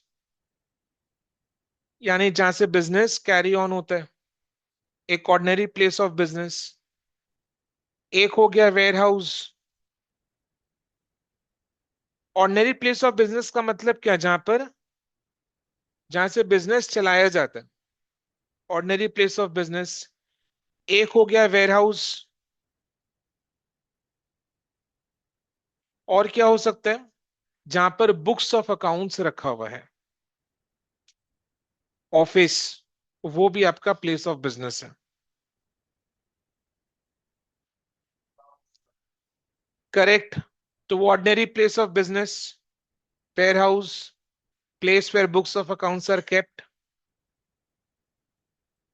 और एजेंट्स प्लेस। याद है कंसाइनमेंट का चैप्टर अपने पढ़े थे, कंसाइनर, कंसाइनी। तो कंसाइनी कौन है, एजेंट। तो कोलकाता से मैं अपना माल मुंबई में बेचता हूं, तो मुंबई से वो मेरे माल को बेचता है मेरे नाम से, तो वो मेरा एजेंट है। तो Mumbai is also my place of business. तो प्लेस ऑफ बिजनेस में चार चीज है। चार चीज क्या है? Ordinary place of business, warehouse, place where books of accounts are kept. You have to use the correct word, not office बोलने से नहीं चलेगा। एग्जामिनर जीरो के साथ कमेंट में लिख देगा बकलोल। समझ में? Right. Books of accounts are kept plus agents place, लिखो, प्लेस ऑफ बिजनेस में आएगा। क्या बोल रहे थे आप?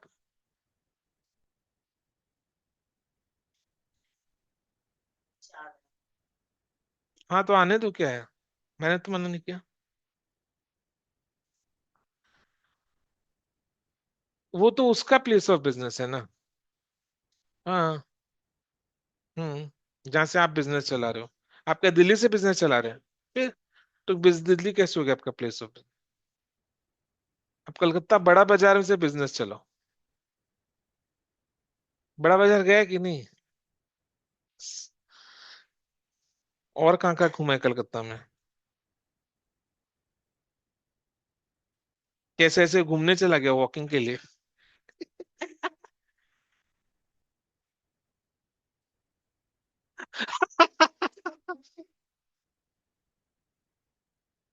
ओ गॉड, ये हावड़ा शियालदह घूमने के लिए?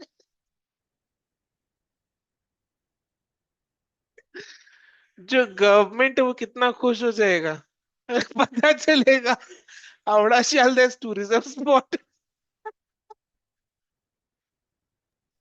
सर क्या हुआ? अंकुश पूछा क्या हुआ? अंकुश को क्यों बताए हम? क्यों बताए? आप तो ऑफलाइन आए नहीं। रहने दो। ठीक है, अगली बार से आएंगे पक्का। नहीं, जैनमोल बोल रहा है कि मैंने पूछा जैनमोल से कहाँ का, कलकत्ता में कहाँ का घूमने गए? वो आउट स्टेशन है ना, आउट स्टेशन का है ना। तो वो हाँ बहुत जगह गए हैं, हावड़ा गए हैं, शालदा घूमने गए हैं।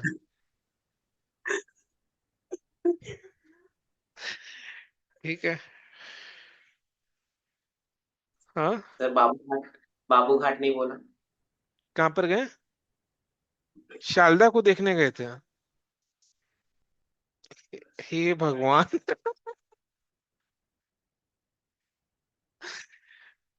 ये अलग लेवल के, वो रेड चिली प्रोडक्शन याद आ गया हमको रेड चिली प्रोडक्शन। सर, चीज का प्रोडक्शन का मालिक है अरे मैंने डोमिनोज। रेड चिली का एग्जाम्पल दिया था ना, तो मैंने पूछा रेड चिली प्रोडक्शन किसका है, तो ये सोच कर बोलता है सर डोमिनोज का है। अब बोला डोमिनोज का है। बोला नहीं, वो पिज्जा में मिर्चा डालते हैं ना वो डोमिनोज ही तो बनाता है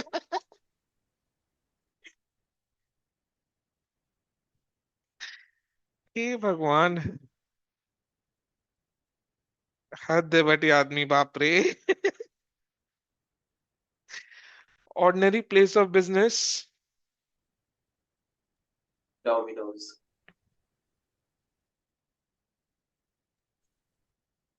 वेयर हाउस। सर एग्जाम में ऐसे लिख कर आ सकते हैं, बिल्कुल आ सकता है। और वो खुश हो जाएगा कि आपने उसके साथ ज्यादा टाइम पास नहीं किया। आपने सीधा सरल भाषा में बता दिया है कि प्लेस ऑफ बिजनेस का क्या मीनिंग है। Ordinary place of business, warehouse, place where accounts kept, यानी books of accounts are kept, और एजेंट्स प्लेस।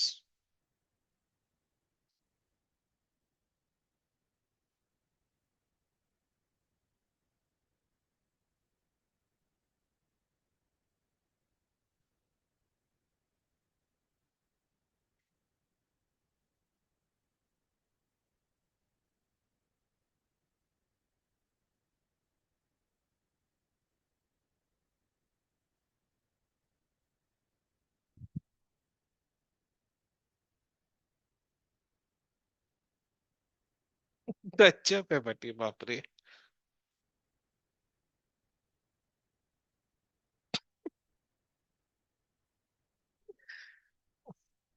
जू भी गए, माय गॉड, सो प्राउडली से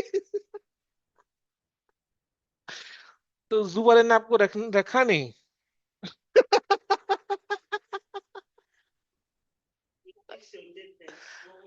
हाँ, क्या सोचे थे?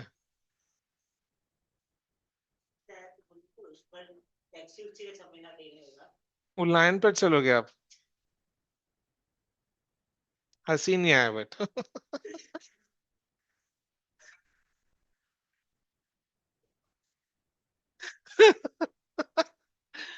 हे भगवान। सर कल होके बोलेगा टाटा का मालिक है Nita Ambani.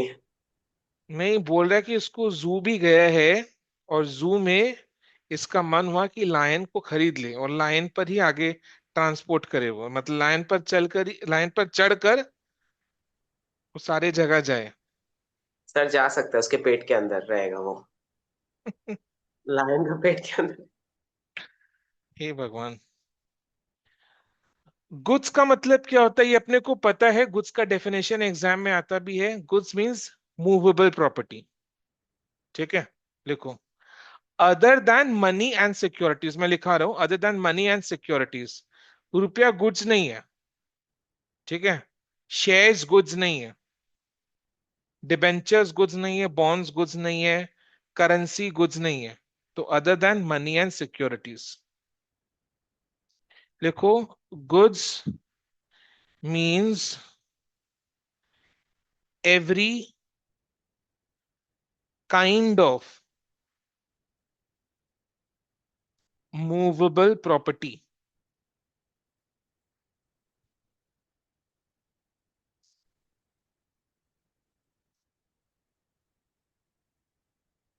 Other than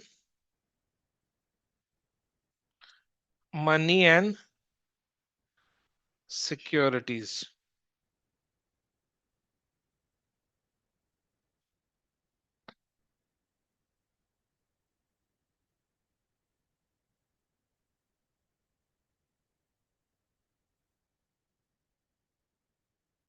law में डेफिनेशन अलग ढंग, और भी लॉ के डेफिनेशन में और भी कुछ ऐड किया हुआ है, ग्रास वगैरह ये सब सब बताया हुआ है। ठीक है, तो वो चीज नहीं लिखवा रहा हूं मैं, वो बहुत ज्यादा हो जाएगा वो। उतना तो पेपर जो चेक करा उसको भी नहीं आता होगा।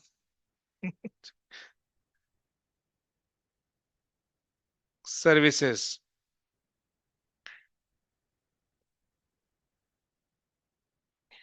Services means any thing other than goods, money and securities.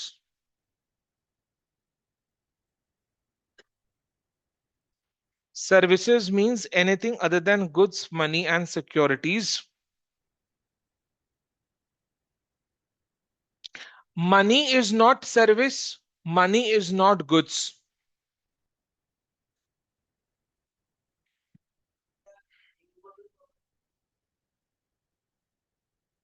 हाँ, जो गुड्स नहीं है, मनी नहीं है, सिक्योरिटीज नहीं है, हाँ करेक्ट है। ठीक है, मेरे को एक चीज बताओ। मनी, मनी एक्सचेंज सर्विस जो है ना, फॉरेक्स फॉरेक्स सर्विस, वो तो सर्विस है ना, वो टैक्सेबल सर्विस है। करेंसी जो है वो ना गुड्स है ना सर्विस है, बट करेंसी एक्सचेंज का जो सर्विस है दैट इज अ सर्विस। समझ में आया ना? करेंसी खुद गुड्स नहीं है, बट जैसे बैंक्स, आपको यूएसए जाना है, डॉलर चाहिए, तो आप रुपए देकर डॉलर परचेज करते हो, तो बैंक उसके लिए कमीशन चार्ज करता है। तो ये जो सर्विस आपको बैंक दे रहा है जिसके लिए बैंक कमीशन चार्ज कर रहा है, that is a taxable service. समझ में? That is a service. तो money exchange service is a service. Money is not goods, money is not service, but money exchange is a service. ठीक है, लिखो। Note,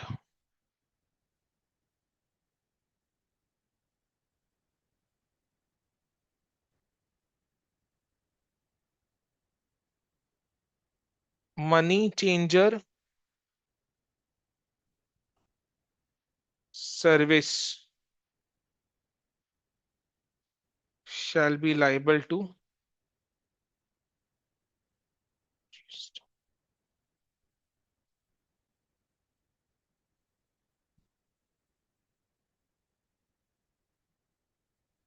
अच्छा मेरे को बताओ, जो सिक्योरिटीज है, सिक्योरिटी शेयर्स डिबेंचर्स बॉन्ड्स वगैरह, सिक्योरिटीज है शेयर्स डिबेंचर्स बॉन्ड्स वगैरह, ये गुड्स नहीं है, सर्विस नहीं है, तो जब अपने शेयर्स को परचेज करते हैं, जब अपने शेयर्स को परचेज करते हैं, शेयर्स को बेचते हैं, क्योंकि ये गुड्स नहीं है, सर्विस नहीं है, तो जब अपने शेयर्स को खरीद रहे हैं या बेच रहे हैं, ठीक है, तो खरीदने बेचने पर तो जीएसटी लगेगा नहीं, बिकॉज शेयर्स गुड्स नहीं है, तो शेयर्स को खरीदने बेचने पर जीएसटी नहीं लगता है। शेयर्स को खरीदने बेचने पर जीएसटी नहीं लगता बिकॉज शेयर्स गुड्स नहीं है। तो शेयर्स को खरीदने बेचने में क्या लगता है? Securities transaction tax. समझ में आया? सिक्योरिटीज गुड्स है, तो सिक्योरिटीज को खरीदने बेचने में क्या लगता है? जीएसटी लगेगा? नहीं लगेगा ना, बिकॉज सिक्योरिटीज गुड्स नहीं है, सिक्योरिटी सर्विसेज नहीं है, तो सिक्योरिटीज को खरीदने बेचने पर जीएसटी नहीं लगेगा। तो क्या लगेगा?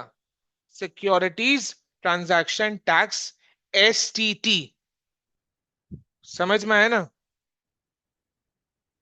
ये सब इतना आएगा नहीं, बट फिर भी एक बार नोट कर लो, नोट।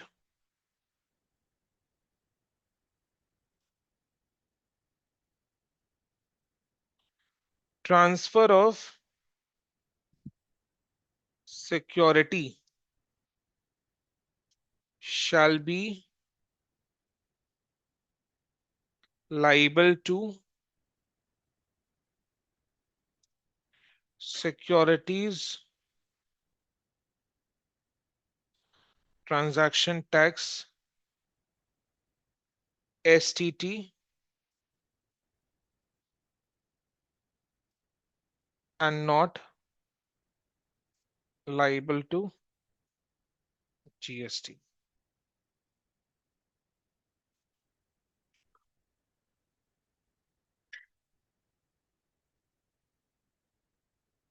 Last definition,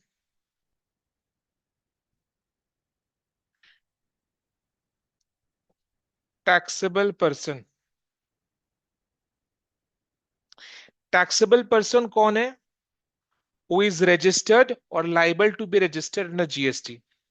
यानी जो जीएसटी में रजिस्टर्ड है या फिर जिसको जीएसटी में रजिस्ट्रेशन करवाना चाहिए, दोनों ही टैक्सेबल पर्सन है।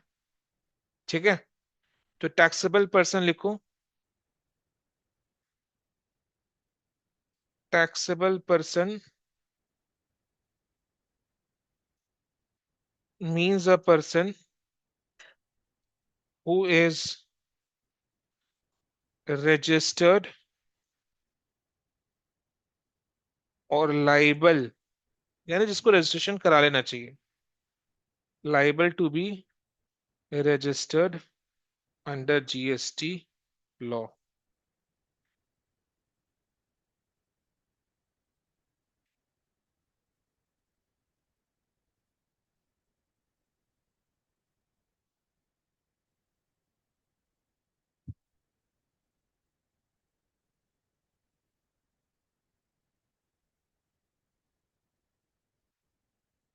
डेफिनेशन से स्ट्रेट फॉरवर्ड क्वेश्चन भी आ सकता है, जैसे एग्रीगेट टर्नओवर का डेफिनेशन तो बहुत इंपॉर्टेंट है, पर डेफिनेशन का चैप्टर इसलिए भी अपने पढ़े, एग्जाम से क्वेश्चंस आते हैं, डायरेक्ट क्वेश्चंस आते हैं। इसके साथ साथ डेफिनेशंस का चैप्टर का जो नॉलेज है वो अपने को आगे जीएसटी लॉ को समझने के लिए हेल्प करेगा।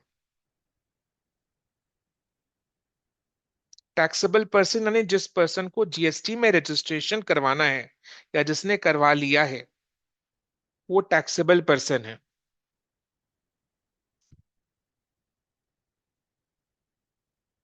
इजी। तो टैक्सेबल पर्सन समझ में आया। सर्विसेज एंड गुड्स ये अपने को क्लियर है। प्लेस ऑफ बिजनेस में चार चीज है: ordinary place of business, warehouse, place where accounts are kept, agents place. Person अपने क्लास सेमेस्टर 4 में जानते हैं, सेमेस्टर 4 से जानते हैं, डायरेक्ट टैक्स में ही पढ़ा था ना, person include individual, HUF, company, firm, LLP, AOP etcetera. Output tax, input tax. Output tax outward supply पर taxes, output tax inward supply पर टैक्सेस।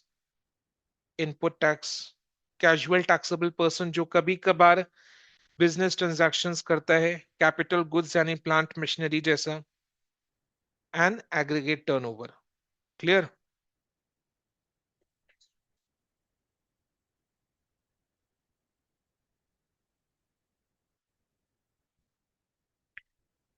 डन। तो ये डेफिनेशंस का यूनिट है।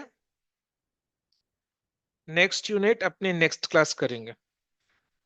आज के लिए इतना ही। ठीक है, 2 मिनट दो, मेरे को कुछ बोलना है।